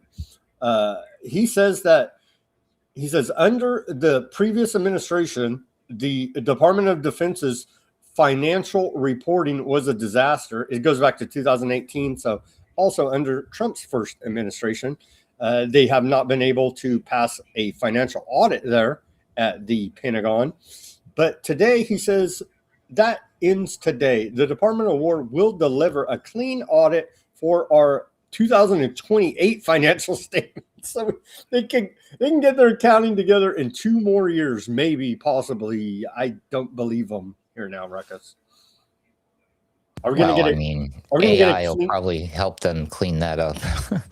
But when you've stolen like unlimited trillions upon trillions, it's kind of hard to track down all those trillions. And going all the way back to 9/11, right? There was $2.3 trillion, and that was a lot. That's still a lot of freaking money, but back then was a really, really lot of money that Rumsfeld told us was missing, and we're looking into it. But thankfully, Osama bin Laden went ahead and blew up the investigation at the Pentagon. So thankfully, we'll never find out what happened to those missing funds that Rumsfeld, with his financial responsibility, told the American people about.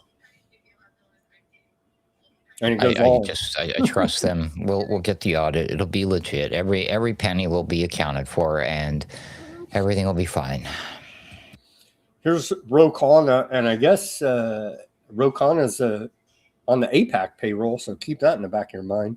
But he grills them a little bit here about the military spending. Do you know how much it will cost Americans in terms of their increased cost in gas and food over the next year because of the Iran war? I would simply ask you what the cost is of an Iranian nuclear bomb. I'm going to give you that. I would simply ask you what you're playing gotcha questions about. Hey, bro, I can't afford to put gas in my car to go to work to pay your taxes for your. But what about Iran's nuke? That's where we're at. Any criticism of this insanity is that, well, at least Iran's not nuking you. Are you suggesting that Aardvark land doesn't have the right to exist, Sam? Well, no, I would never suggest that. Max Blumenthal posted, and we've reported on this as well. Donald Trump Jr. and Laura Trump hold a 30% stake in Salem Media. That's all of your radio dial, by the way. Conservative talk network, Salem Media. Anyway, which is registered as a foreign agent for Aardvark land. So they're broadcasting Aardvark propaganda through Salem Media all over your radio dials all over America.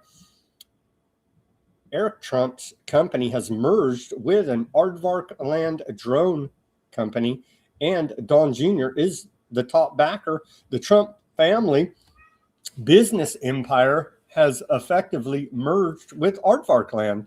And so this is a wonderful news. Let's watch this clip. anyone can do it. Kids, anyone.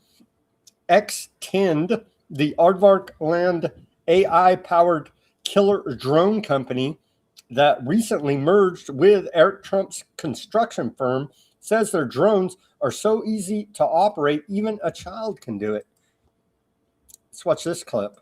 And so it's wonderful to know that we're so infiltrated by the aardvarks. You know what I mean? And yeah, what do we even say at this point? It's just beyond the pale, man. Wow, amazing. So anyone can do it, really. Anyone can do it. Kids, anyone. This is Extend, an Israeli company using AI-powered drones to carry out high-risk missions without putting operators in harm's way. We've been battle-proven ever since we started. Bad actor inside a building. Traditionally, you had people around the building, someone going inside, walking between the rooms, holding guns. Using the Extend solution, you have a swarm. You have, let's say, 3 drones. One can fly above the building, one drone can break into the building, and another drone can actually go inside and scan the rooms and find the bad actor.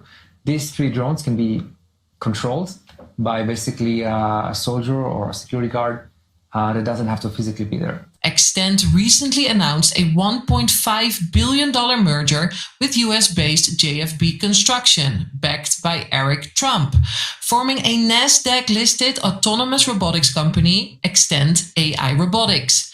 Flying the drone is extremely simple and easy. Everyone can fly it within minutes. So we use this controller. It's called an MNF controller. It stands for Mark and Flies. And this is how I control the drone. Just point and the drone goes wherever I point on the screen. You're a natural. Oh my God. That's crazy. I think the future of warfare is all about AI at the edge, allowing these drones and robots to actually operate at the edge, make the right decisions, or stop when they need to stop when things are not going in the right direction. And straight to the right.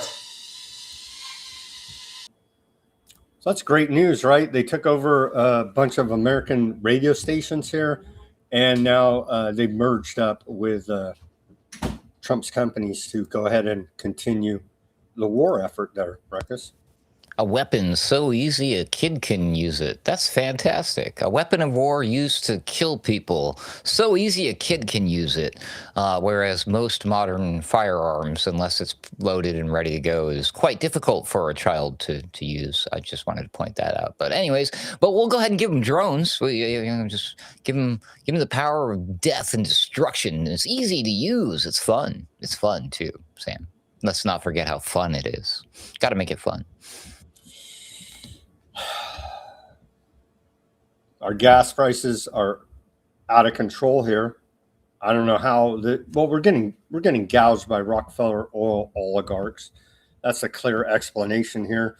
Take a look at the AAA national average for a gallon of gasoline here now. We're at $4 and essentially 30 cents, right? Rounded up to your third digit there. And so that's a big increase from yesterday, up about 13 cents. And so I don't see how. And then over here in California, we're right at $6, like $7.50, $8 for maybe $8 some places for diesel. And so, and of course, as we continue to report, it's all going to be passed down to the consumer for the transport of goods like this. I don't see how Republicans can win the midterms with this, with the gas prices like this, Ruckus. It's not the gas prices that are going to cost them the midterms. It's the crazy libtards with the Trump derangement syndrome. Stop. That's what it is. We all know. That's what it is. It's a damn Trump Democrat. is saving America, and he's going to do a damn good job of it. He's going to finish the job while he can, even if he loses the midterms. He's got this. Trust in Trump. You got me there. Okay. Drop site news reports here now.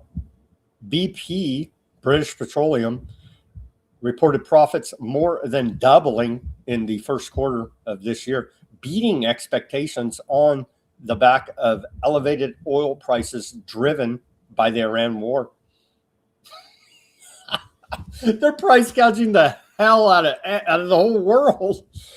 Meanwhile, J.P. Morgan CEO Jamie Dimon warned that Norges Bank Investment Management annual conference in Oslo that, quote, the way it's going now, there will be some kind of bond crisis.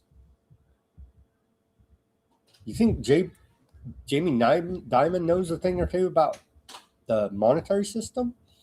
There will be some kind of bond crisis, and we'll have to deal with, citing geopolitics, oil prices, and government deficits as compounding risks. I don't know. I would listen to Jamie Dimon, but what the hell do I know? Here's Trump on OPEC now. That's by the way, the bond crisis problem, reaction, solution. They already have the solution. The other guys mentioned it a number of times. The Secretary of Scott Bessent. Is he the Treasury Secretary? Treasury, yeah. Treasury. Okay. Yeah, that guy. Yeah, so the bonds are going to be bought by the cryptocurrency the stable coin issuers are going to purchase the bonds that will save them from this crisis. So they already have the solution ready to go. That's why there's so much pressure on them to pass this clarity. Is that the one that they're trying to pass? Mm-hmm. There's two of them. One of them already passed. The other one they're trying to get through. I think it's the Clarity Act. So yeah, once that's solidified, then yes, they can have this great big crisis and it affects the bond market. But don't worry, we got a solution, everybody. Look, it's a freaking miracle. But now there's no such thing as cash or your credit card. But don't worry, nothing changed for you at home except you can't use cash anymore. And oh, hey, look at that. Your money is well, yeah, we're going to put a few restrictions here and there. But don't worry, trust us. Yeah, it's central bank digital currencies coming under the Trump dollar, or whatever they're going to call it, the Patriot dollar. That's probably what it'll be called. Remember, I said that. Anyways, sorry. Go ahead, Sam. Or the Liberty dollar. I like that. There you go. Now you're thinking. Freedom dollar. There you go.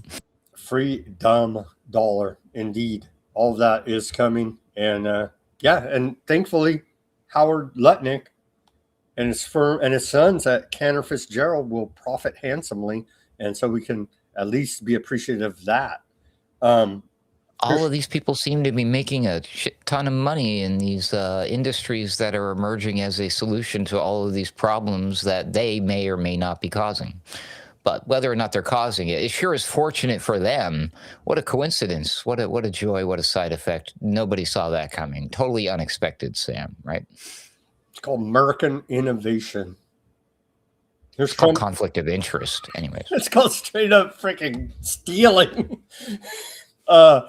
Here is Trump today. Oh, the Artemis astronauts went into the White House. I didn't even follow it because I can't even stomach it anymore. But I'm sure they did some type of Masonic rituals and all this nonsense there, as they'd like to do. But here's Trump on the UAE leaving OPEC. Says it's great. United Arab Emirates, the UAE, they pulled out of OPEC. Yeah. What do you think about that? I think it's great. I think it's great. Look, I know him very well, Mohammed, and very smart.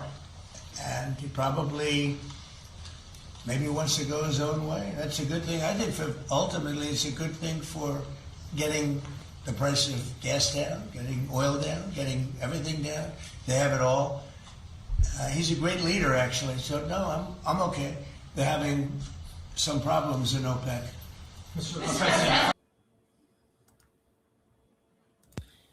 That can't be real. That wasn't real. That was AI. You're pulling my leg now. No, I'm waiting. You think you're doing this? You're going to throw in one every show, right? Where it's a totally fake story. Wait, no, that one was real too. What is happening? Well, this is crazy. I asked Gronk here. I said, "What are the economic impacts on the petrodollar of the UAE leaving OPEC?"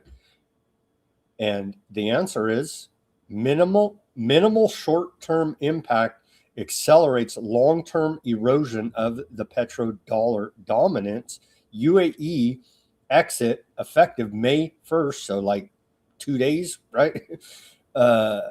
Ends OPEC quota constraints, freeing it to potentially price oil in yuan or other currencies amid dollar liquidity risks, further fragmenting the U.S. dollar oil trade, i.e., the petrodollar. And that's from Fortune magazine. Petrodollar already down to 57% of reserves, faces high de-dollarization pressure through Gulf U.S. dollar pegs and $2 trillion plus U.S. investment limit immediate collapse. Trump said, "Oh, that's great." Yeah, I know. That's why, and he's not stupid. He understands how this works. I mean, I've heard him talk about how dangerous it would be if they were like, you could probably find him talking about how it would like that. We can't never have that happen. I'm going to do some research into this. This makes absolutely no sense for him to sit here and say, "Oh, this is great." I think, and he's, "Oh, they just want to go their own way." Hello, Iran wants to go their own way, buddy. Venezuela wanted to go their own way. Hello, anyways. Cuba wants to go their own way, and we're but Cuba, no, screw Cuba. We should just knock out their power and whatever.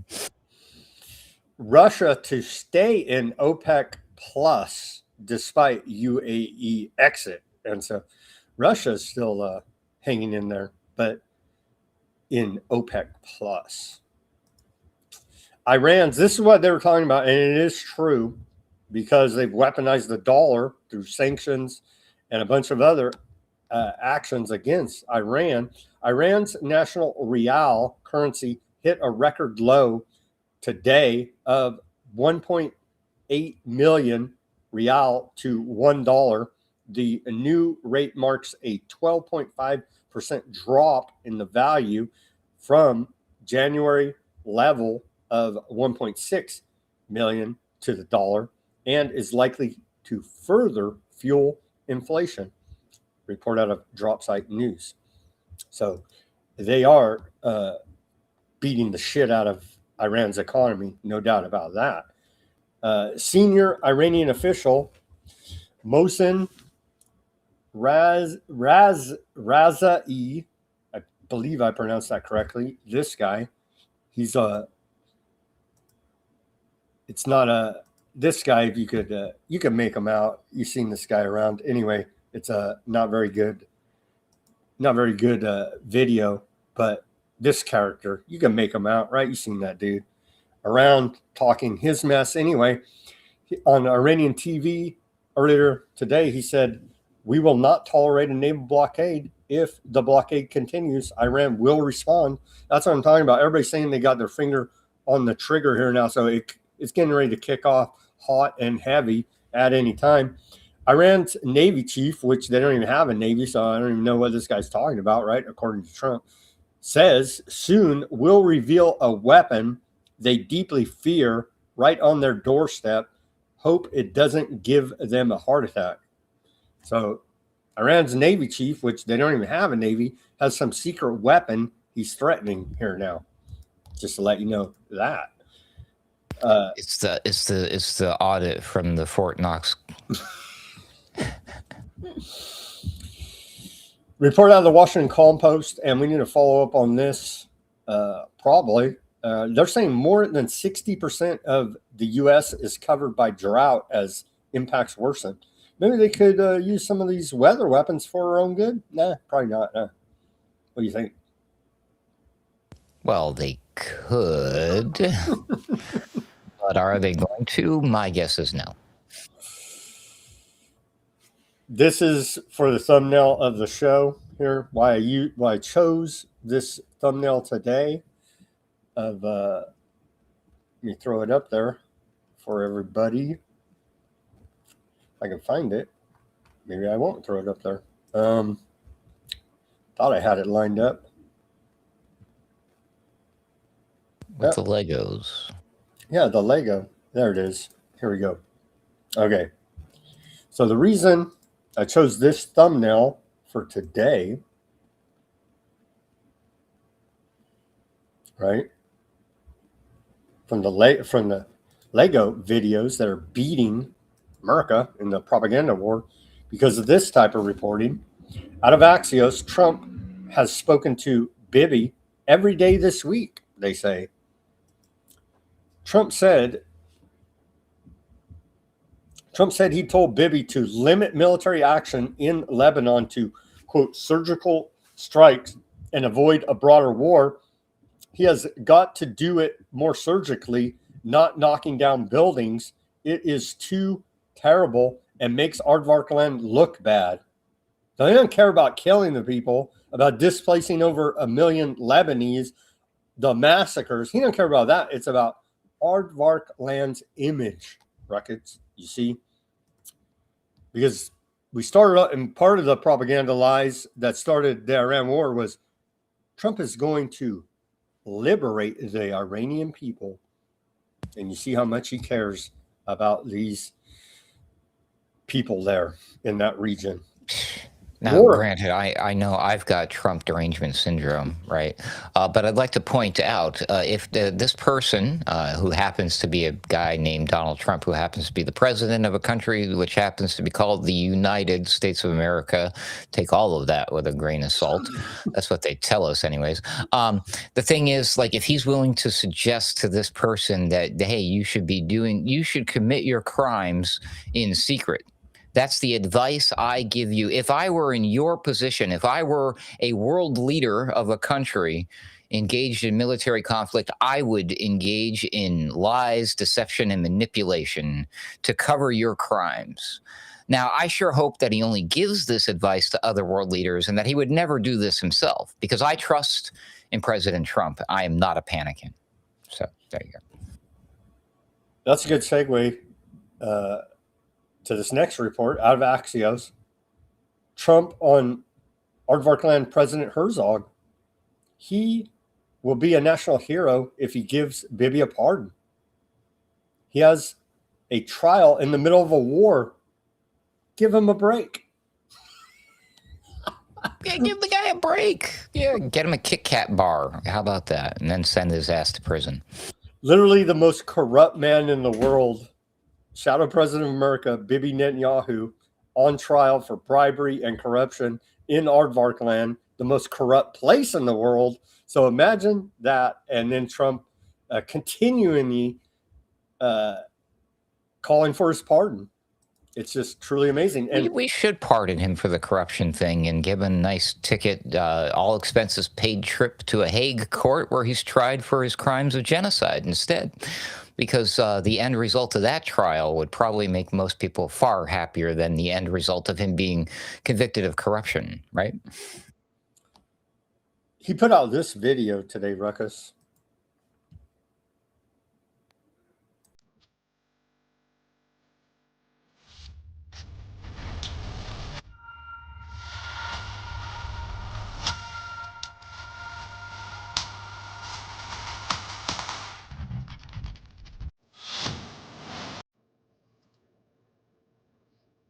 Who put that out? Bibi Netanyahu, Shadow President of America. Look, here's his official X account with the old gray, I'm the most corrupt man in the world. There you go. Like, truly incredible. So he don't care. He don't even listen to his own advice from the IDF. They keep telling him, stop posting your war crimes on the internet. They refuse to. They keep posting their war crimes on the internet. By the way, you said Trump talks to Bibi every single day. I got two. That's according to a report from Axios, and Axios is a freaking aardvark mouthpiece. So I know. Take it for what it is. I know, but I would believe that would be an official story. They want everyone to believe that Trump is talking to Bibi once, every day. But can he say the same about his wife or his children or anything? I mean, like, seriously, who else is he communicating with once a day? Like Steve Witkoff, Jared Kushner, maybe? Bibi, Netanyahu, anyways. Little Marco, our Secretary of State. I don't know. We're in the middle of a freaking war. I think that this story is completely made up. I think this is a fake story. I think Trump is not in contact with Bibi every day, that Trump is not advising Bibi to roll back on the stuff. This is exactly what he advised Bibi to do with the Gaza thing, remember, before he was elected a second time here. He was advising, if I were him, I would do it all in the don't televise it. He said the exact same thing about the Palestinian issue there post October 7th. The worst tragedy to ever happen on the planet. Everybody's telling them stop posting your war crimes, and they just can't stop.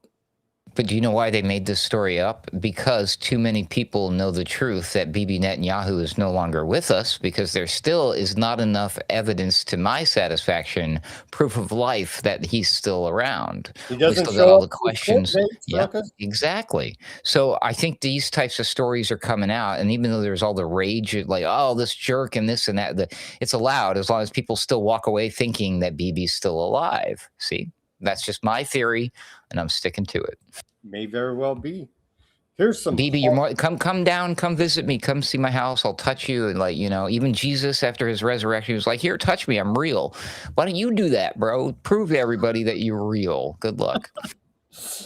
Here's some hardcore lies and propaganda out of the State Department. Check out this clip.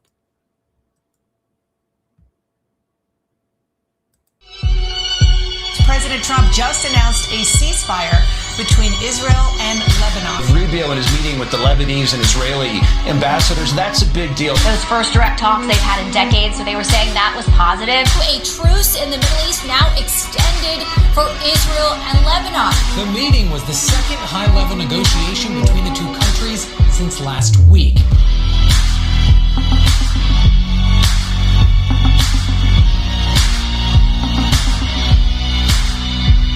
Trump is the architect, Rubio is the builder.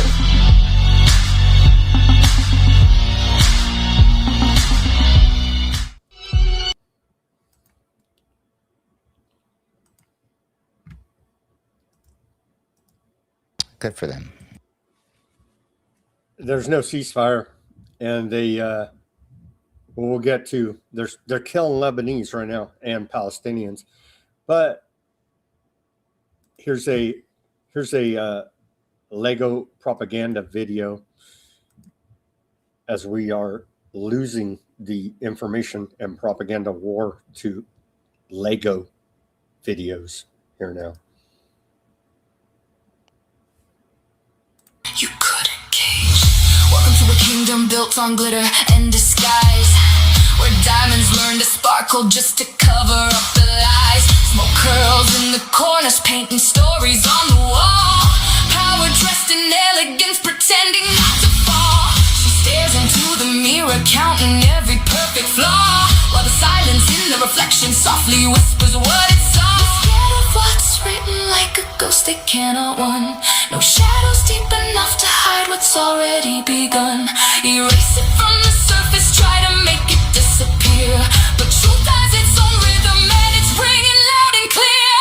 Thousands of headlines painting over pain, a million quiet voices crying out in vain. They needed the chaos to blur every line, turning loss into power, every drop into design. Stop the show, can you feel it unwind? You can silence the stage, but not what's behind. The tide's coming closer, no more alibis. You can rewrite the story, but truth never dies. Was it fate in the fire or a carefully drawn line? Was the silence accidental or perfectly timed? Opening the gates while pretending they were closed. Every move calculated, every outcome already chose. You needed the noise just to soften the blow, turning pain into currency the whole world would know. Underneath the ruins, there's a voice still awake. Not just dust in the air, but the choices you make. Don't wrap it in glory, don't call it divine. When the cracks in the mirror are revealing the design, we see it now, what you tried to erase. Thousands of stories you tried to confine, but they echo forever through space and through time. You buried the truth, but it learned how to breathe. Now it rises in waves you can't ask to leave. Stop the show, it's already begun. No more hiding from what you've become. The tide's here now, no more disguise. You can rewrite the script, but truth never dies. The lights are on now. No more shadows left to hide. You change the names, but not the pattern. And patterns, they always return. doesn't end here.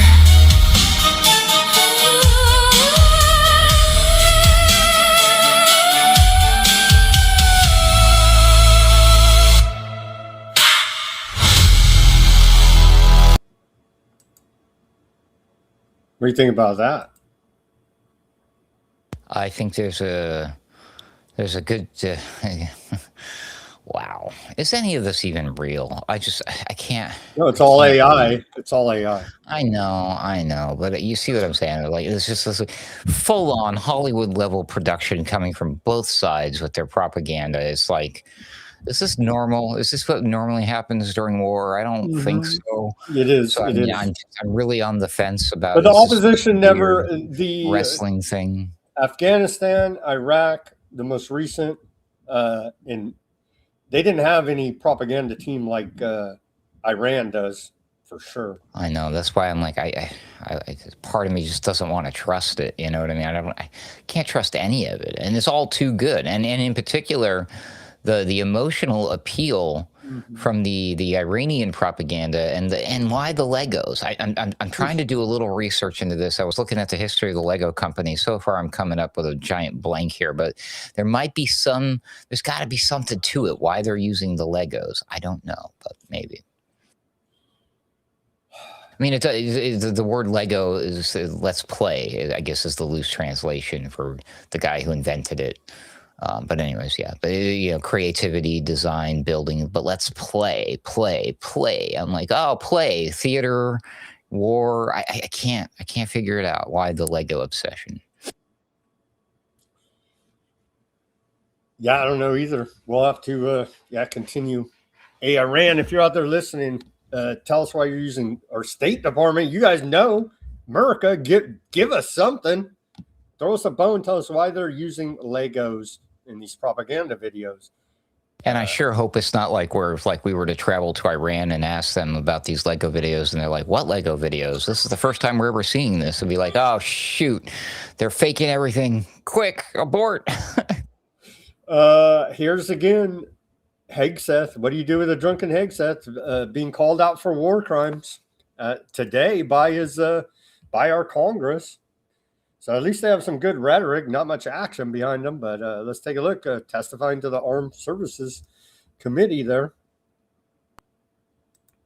Now, quickly, on March 13th in a press conference, you said, "We will give them no quarter, no mercy." In order for no quarter or no survivors is a war crime under the Geneva Conventions. You understand that's murder. Do you stand by that statement? The Department of War fights to win, and we ensure that our warfighters have the rules of engagement necessary to be as effective as as humanly possible. Okay, so just to be clear, possible, you called they are. Democratic members of Congress to be tried for sedition for reminding our troops to follow the law. But when you tell them to commit a war crime, you stand by yourself. For insinuating that the laws that we're giving them are unlawful.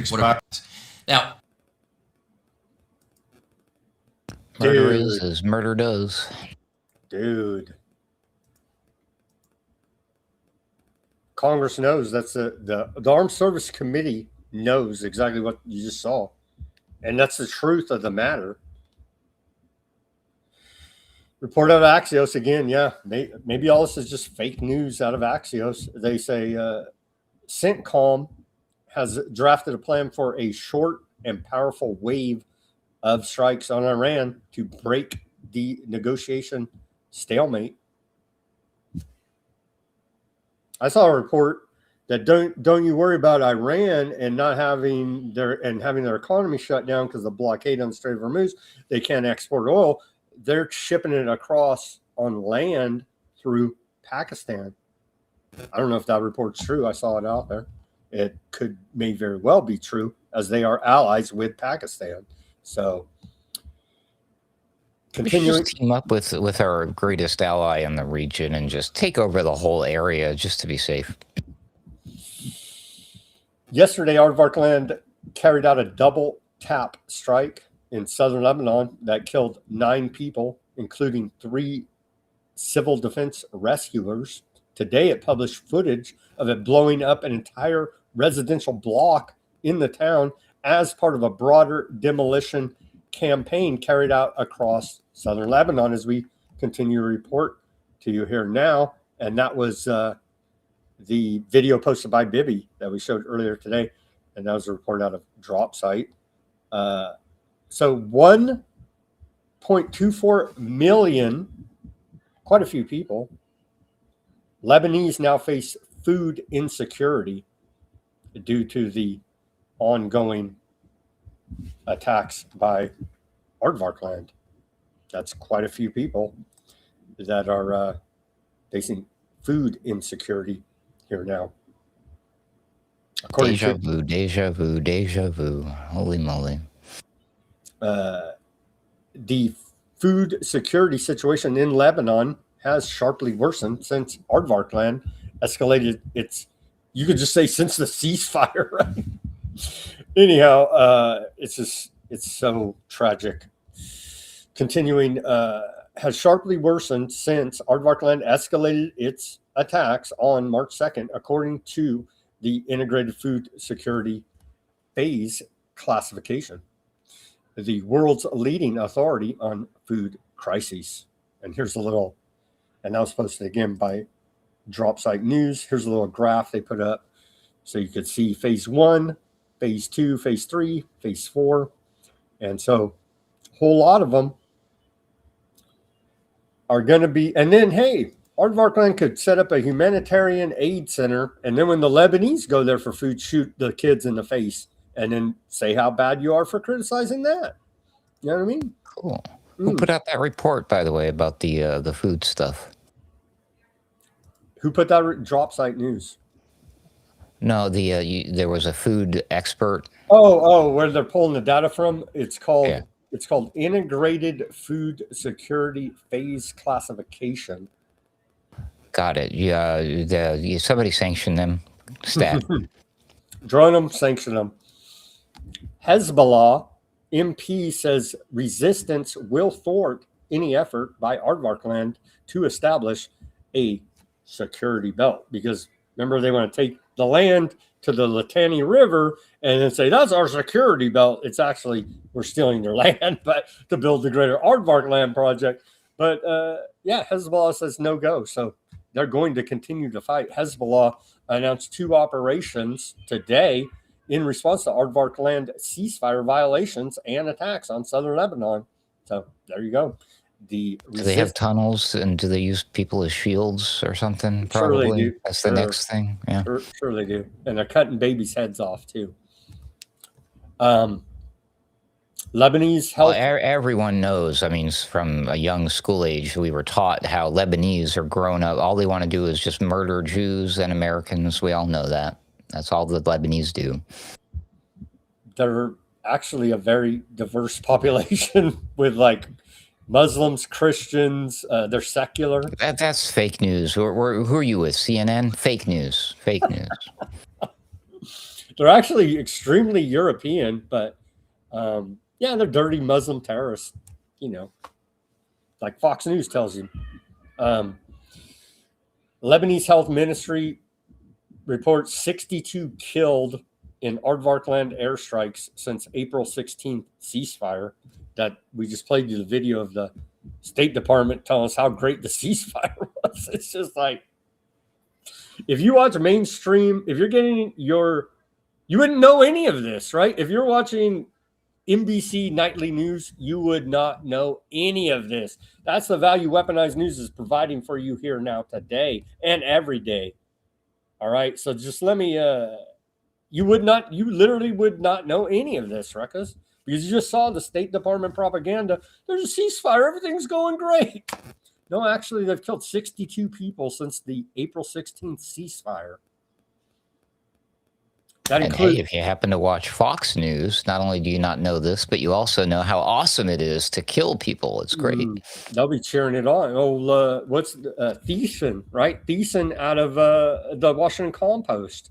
He's over there saying that kill everybody, basically. I mean, it's just, that's the propaganda on mainstream cable news. It's insane. And we're over here saying, peace, bro. Stop killing people on all sides. Stop killing people. Stop killing the Aardvarks. A bunch of Aardvarks hurt too. We got those reports. But back to this report.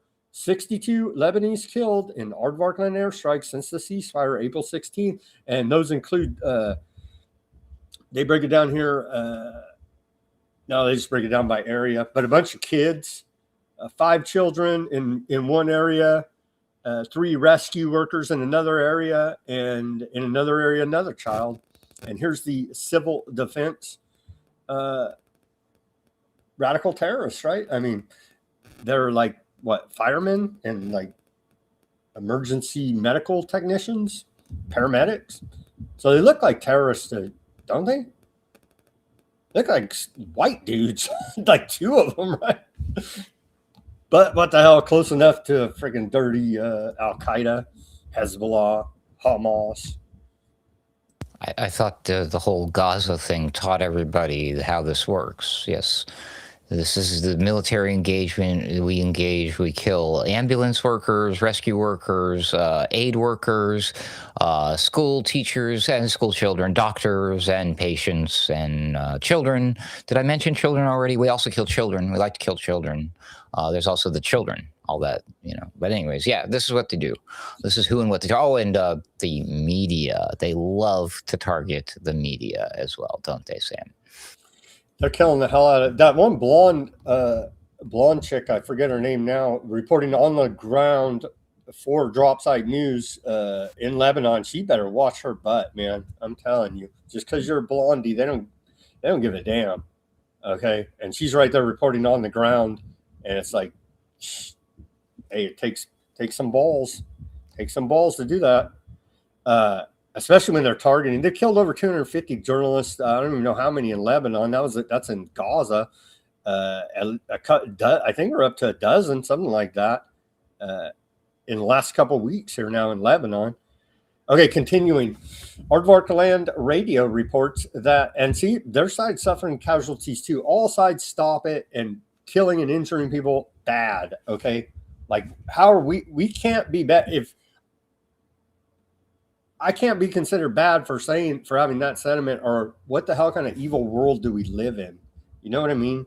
Like, my God. Well, if it's at that point, you have to be like, well, then I accept it. I own that. I'm the bad guy for that reason. So you stop killing people. Yeah, I'll take it. That's if not killing people makes me the bad guy, call me the bad guy. I guess I don't want to be the good guy if the good guy is the one killing people.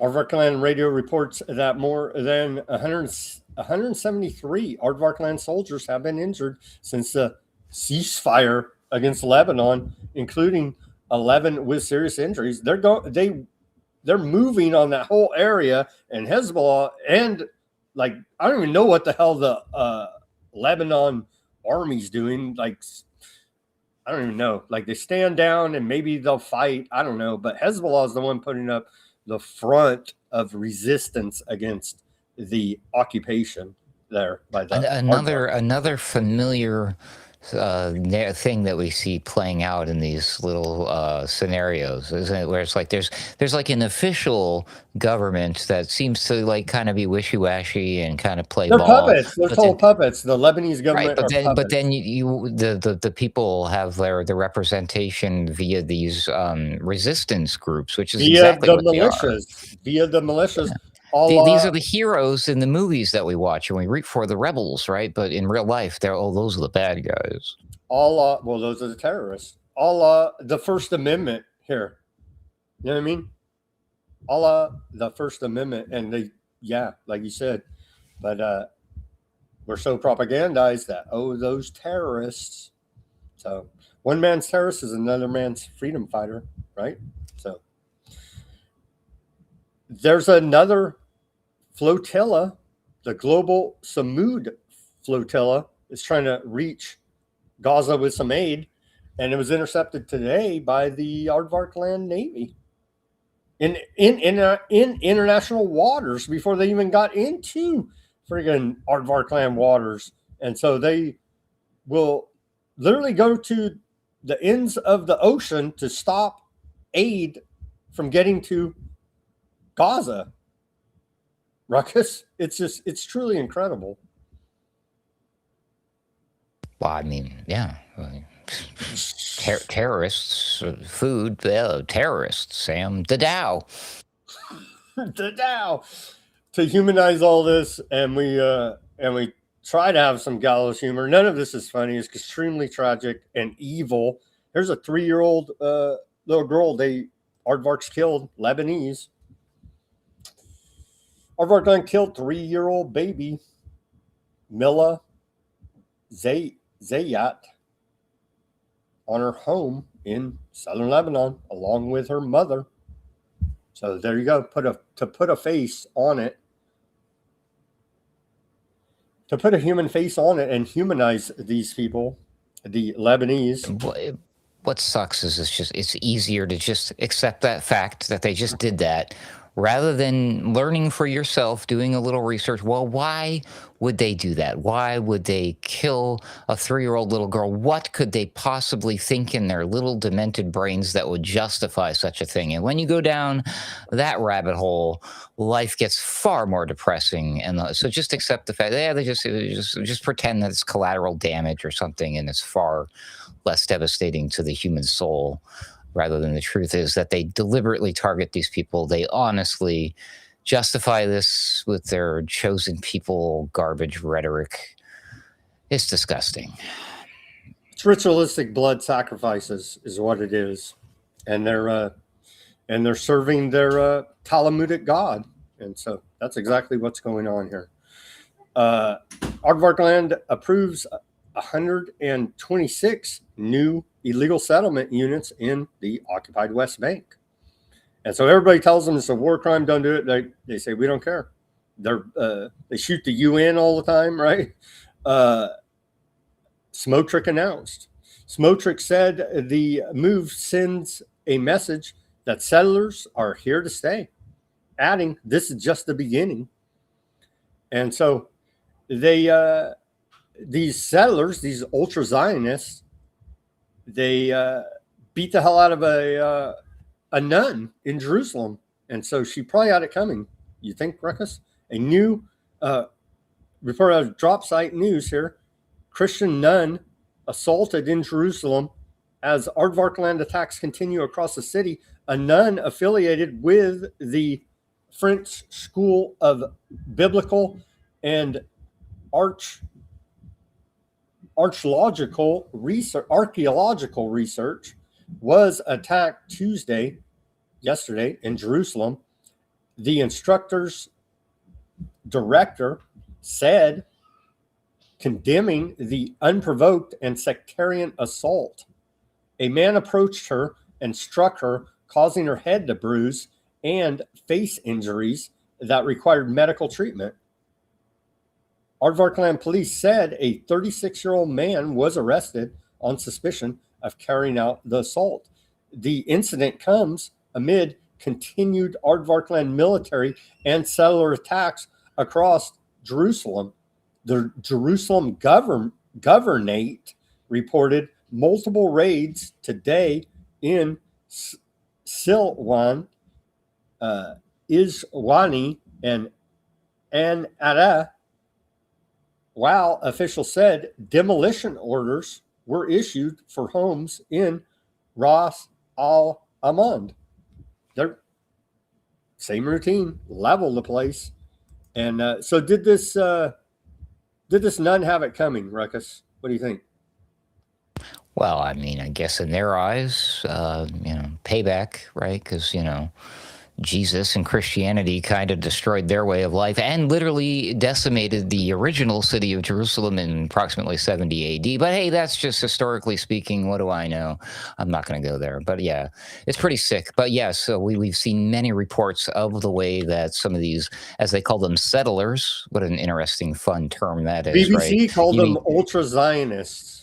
I would call them invaders. What was it called when somebody breaks into your house or steals your property? Well, yeah, those are settlers. Yeah, sure. I guess that was the Americans were that. We were the American settlers when we came and did that to the natives here, right? So it's not like we're any better, unfortunately.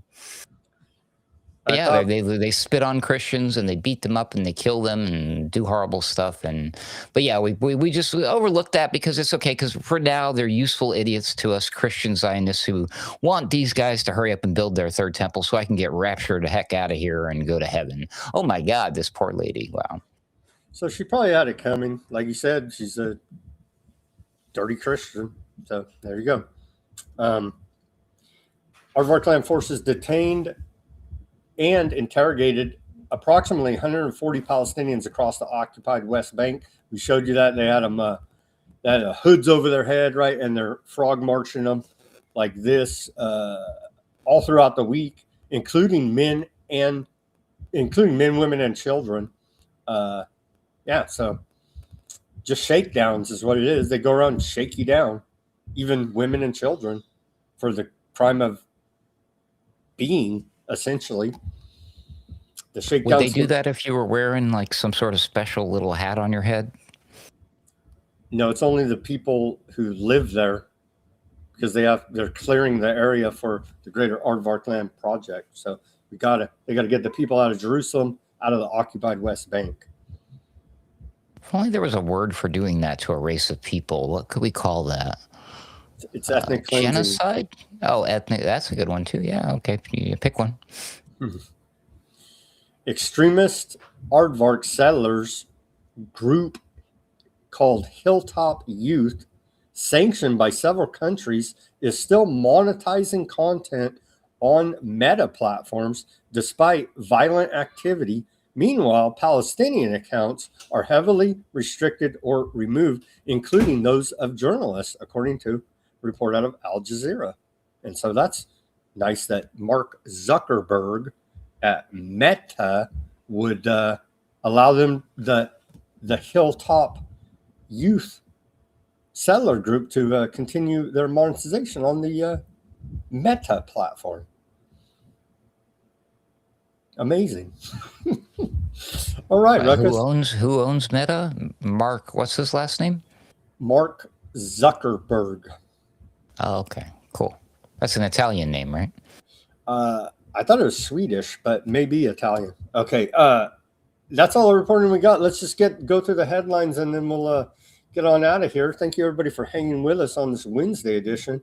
Let's check out the latest headlines if anything dramatic happened here while we're on the air from Iran International. Wait, breaking news, Sam. I got one for you. We got a major announcement in case you missed it. Timcast is rebranding to Israelcast. That's fantastic news. Yeah. That's legit, by the way. I thought it was a troll. I thought somebody hacked his account. That guy's lost his mind. But anyways. Who's right? Who's paying you? And so, almighty shekel. Oops. There you go. It's that's your alternative media, by the way. Also, real quick, I thought this was very interesting. This is a thing, apparently. I support this whole. Don't do this, kids. But if you do, how awesome. But yes, TikTokers are doing a trend now where they break into. Well, they don't break into, but they go into the Scientology buildings and see how far they get in there, running around filming themselves before they get thrown out. I'm not exactly sure why, but that's hilarious to me for some reason. I've seen that. I've actually seen that. I would not recommend doing that because the Scientology is a very serious cult, and they will get you. You know what I mean? I wouldn't mess with those people, honestly. There was a reason I brought this up because I guess they're pressing charges. They want to call this a hate crime. That I was like, wait a minute, hold on. So the people running around the buildings are a hate crime. You can't make this stuff up. Well, you're attacking the religion is what they're saying, right? Attacking them because of their religion. How silly. That's what would make it a hate crime. Right, because where in their religion does it say no running in the building, sir? But I'm just saying, forget what they'll tell the police about you. I'd say don't mess with these guys. They'll send out their own secret agents after you. Seriously. Anyhow, yeah, they're wacky. They're wacky, man. They're wacky, and they're serious. They mean serious business. They got their own little private police force. You know what I mean? So anyhow, Iran international headlines here. Trump says we'll keep Iran under blockade until it agrees to deal, until gas prices hit $5 a gallon. USS Gerald Ford conducting operations in Red Sea, CENTCOM. Iran shifted to missile deterrent strategy after strikes, U.S. Senator says. Trump reshapes image. Strait of Trump on social on his True Social. I guess he posted a meme like this or something. Iran war cost to the United States may reach $50 billion more than the Pentagon estimate, according to a report at CNN. That's shocking that the Pentagon underestimated the cost of this war. Sky Dio announces $3.5 billion investment in U.S. drone manufacturing. And those are the latest headlines out of Iran International. Let's see Al Jazeera, and then we'll head over to the comments. Let's see. Junk advice. Iran mocks U.S. economic pressure campaign as oil prices surge. Kind of true. And again, they're I don't think you guys can see it on the split, but right there, they got a clean road right through Pakistan, right there. You know what I mean? And so they can definitely ship oil that way. Okay. And drugs, but whatever. anyways. Yeah, they can ship whatever through there, right? They don't need the Strait of Hormuz. They need it. It helps, but because they have a bunch of facilities set up like that to ship through there, but they can have an alternative route through Pakistan. OPEC in serious crisis mode as officials gather in Vienna. Trump said it was great. Petrodollar, yeah, it's wonderful. Everything's wonderful for Trump. They just want to go their own way. Trump says U.S. may reduce troops in Germany. Why do we even have troops in Germany in the first place? Oh, the Constitution said, it's in the Constitution, you must have troops in Germany. Got it. Let's see. Yeah, that's about it. UAE quits OPEC. We reported that. That was yesterday, actually. Went a little bit more detail today on it. Not looking good for the petrodollar, but Trump says everything's wonderful. And so don't be a panicking. Trust in Trump. But YouTube, Trump is the most. We hate Trump, YouTube. All right. Let's see. Over to the Odysee, Fat Bob. Shout out to Fat Bob. He said, Operation Frequent Wind sounds like my diet.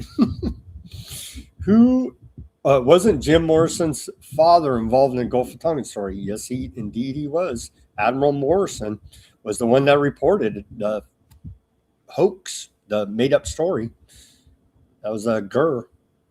Strange coincidence, right? And then they went on to, of course, be a big part of the hippie peace revolution, whatever you want to call it. Summer of Love, 60s, right? Sex, drugs, and rock and roll, man. Let's see. Highland, Fat Bob, John, Gurr. Thank you guys for tuning in there on the Odysee. Not much chatting, a little bit going back and forth there. Fat Bob said that really, I can't say that.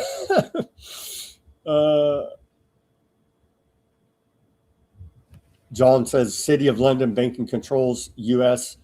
and the Rothschild project in Palestine. Indeed. Great point, John. Instead of just hating the aardvarks all day, take a look at who's pulling their strings. And we've gone over their motivation. They got their own problems, but they got a financial backer there. You know what I mean? That's allowing them to carry out their tyranny. John said, I like when people agree with me. He says, I agree, Sam.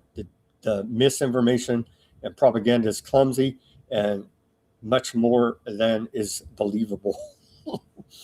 Fat Bob says Homer Simpson's best moment ever, looking down at a broken-hearted daughter, gently saying, "I hope you learned your lesson. Never help anyone." Oh my gosh. You tried and failed. The lesson learned is never try. John says, Ike, they want us to know they are lying and rubbing our noses in it, right? Isn't that like some part of their cult magic? I believe it is. For sure. For sure. For those with eyes to see, though, right? And in the one-eyed man is king in the land of the blind. So, and they get off on the masses, the large majority out there, not seeing it at all. And those that can see it, right? They get off on us seeing it and literally laughing. Oh, you see it, you can't do nothing about it, right? You're going to do jack about it. You couldn't anyway if you wanted to. So there you go. Wowzers. Yeah, they're working on many levels, right? That's why they're the social engineers in control of the world because they know what they're doing. All right, friends, thank you for tuning in and chatting it up on the Odysee. Thank you for tuning in on X, Kick, Twitch, Bitchute. I think we're off of Twitch today and we're on Substack. So if you view live streams on Substack, I just barely sorted out how to work it, and I think it works, but they're still in like beta mode. So anyhow, shout out to Substack if you're listening over there, and we'll rework it. What I do on the Substack to let everybody know the value of becoming a subscriber on Substack is I go ahead and give you an AI summary of the transcript of the show, and then there's like it does 4 AI auto cuts, and so you can access those as well for the like 2 minutes or less clips if you don't want to hear the whole long show. And also the links to almost everything we talk about are provided there for documentation and your further research purposes.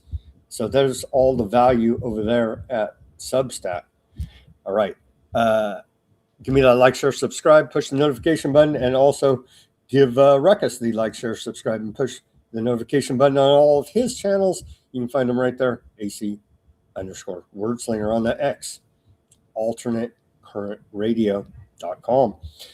Okay, let's go over to the YouTube and the Rumble. See if anybody's over there. A few people. Shout out to Chloe, Jan, Zio, Master. Always, that's got to be a bot, right? They're always trying to spam us with their crypto crap. Got to be a bot, Master. Okay, let's see. Real people there. Chloe says, damn, that sucks. Mine goes off sometimes. Yeah, they're talking amongst themselves. Let's see. Jan says, chemo is bad. Yeah, it is. It's horrific. It is horrific.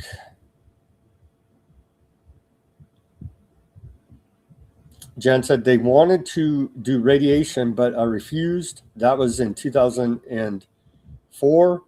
I gave God all the glory and praise, not the doctors. Wow, that's a great story there, Jan. Bless you. You are blessed.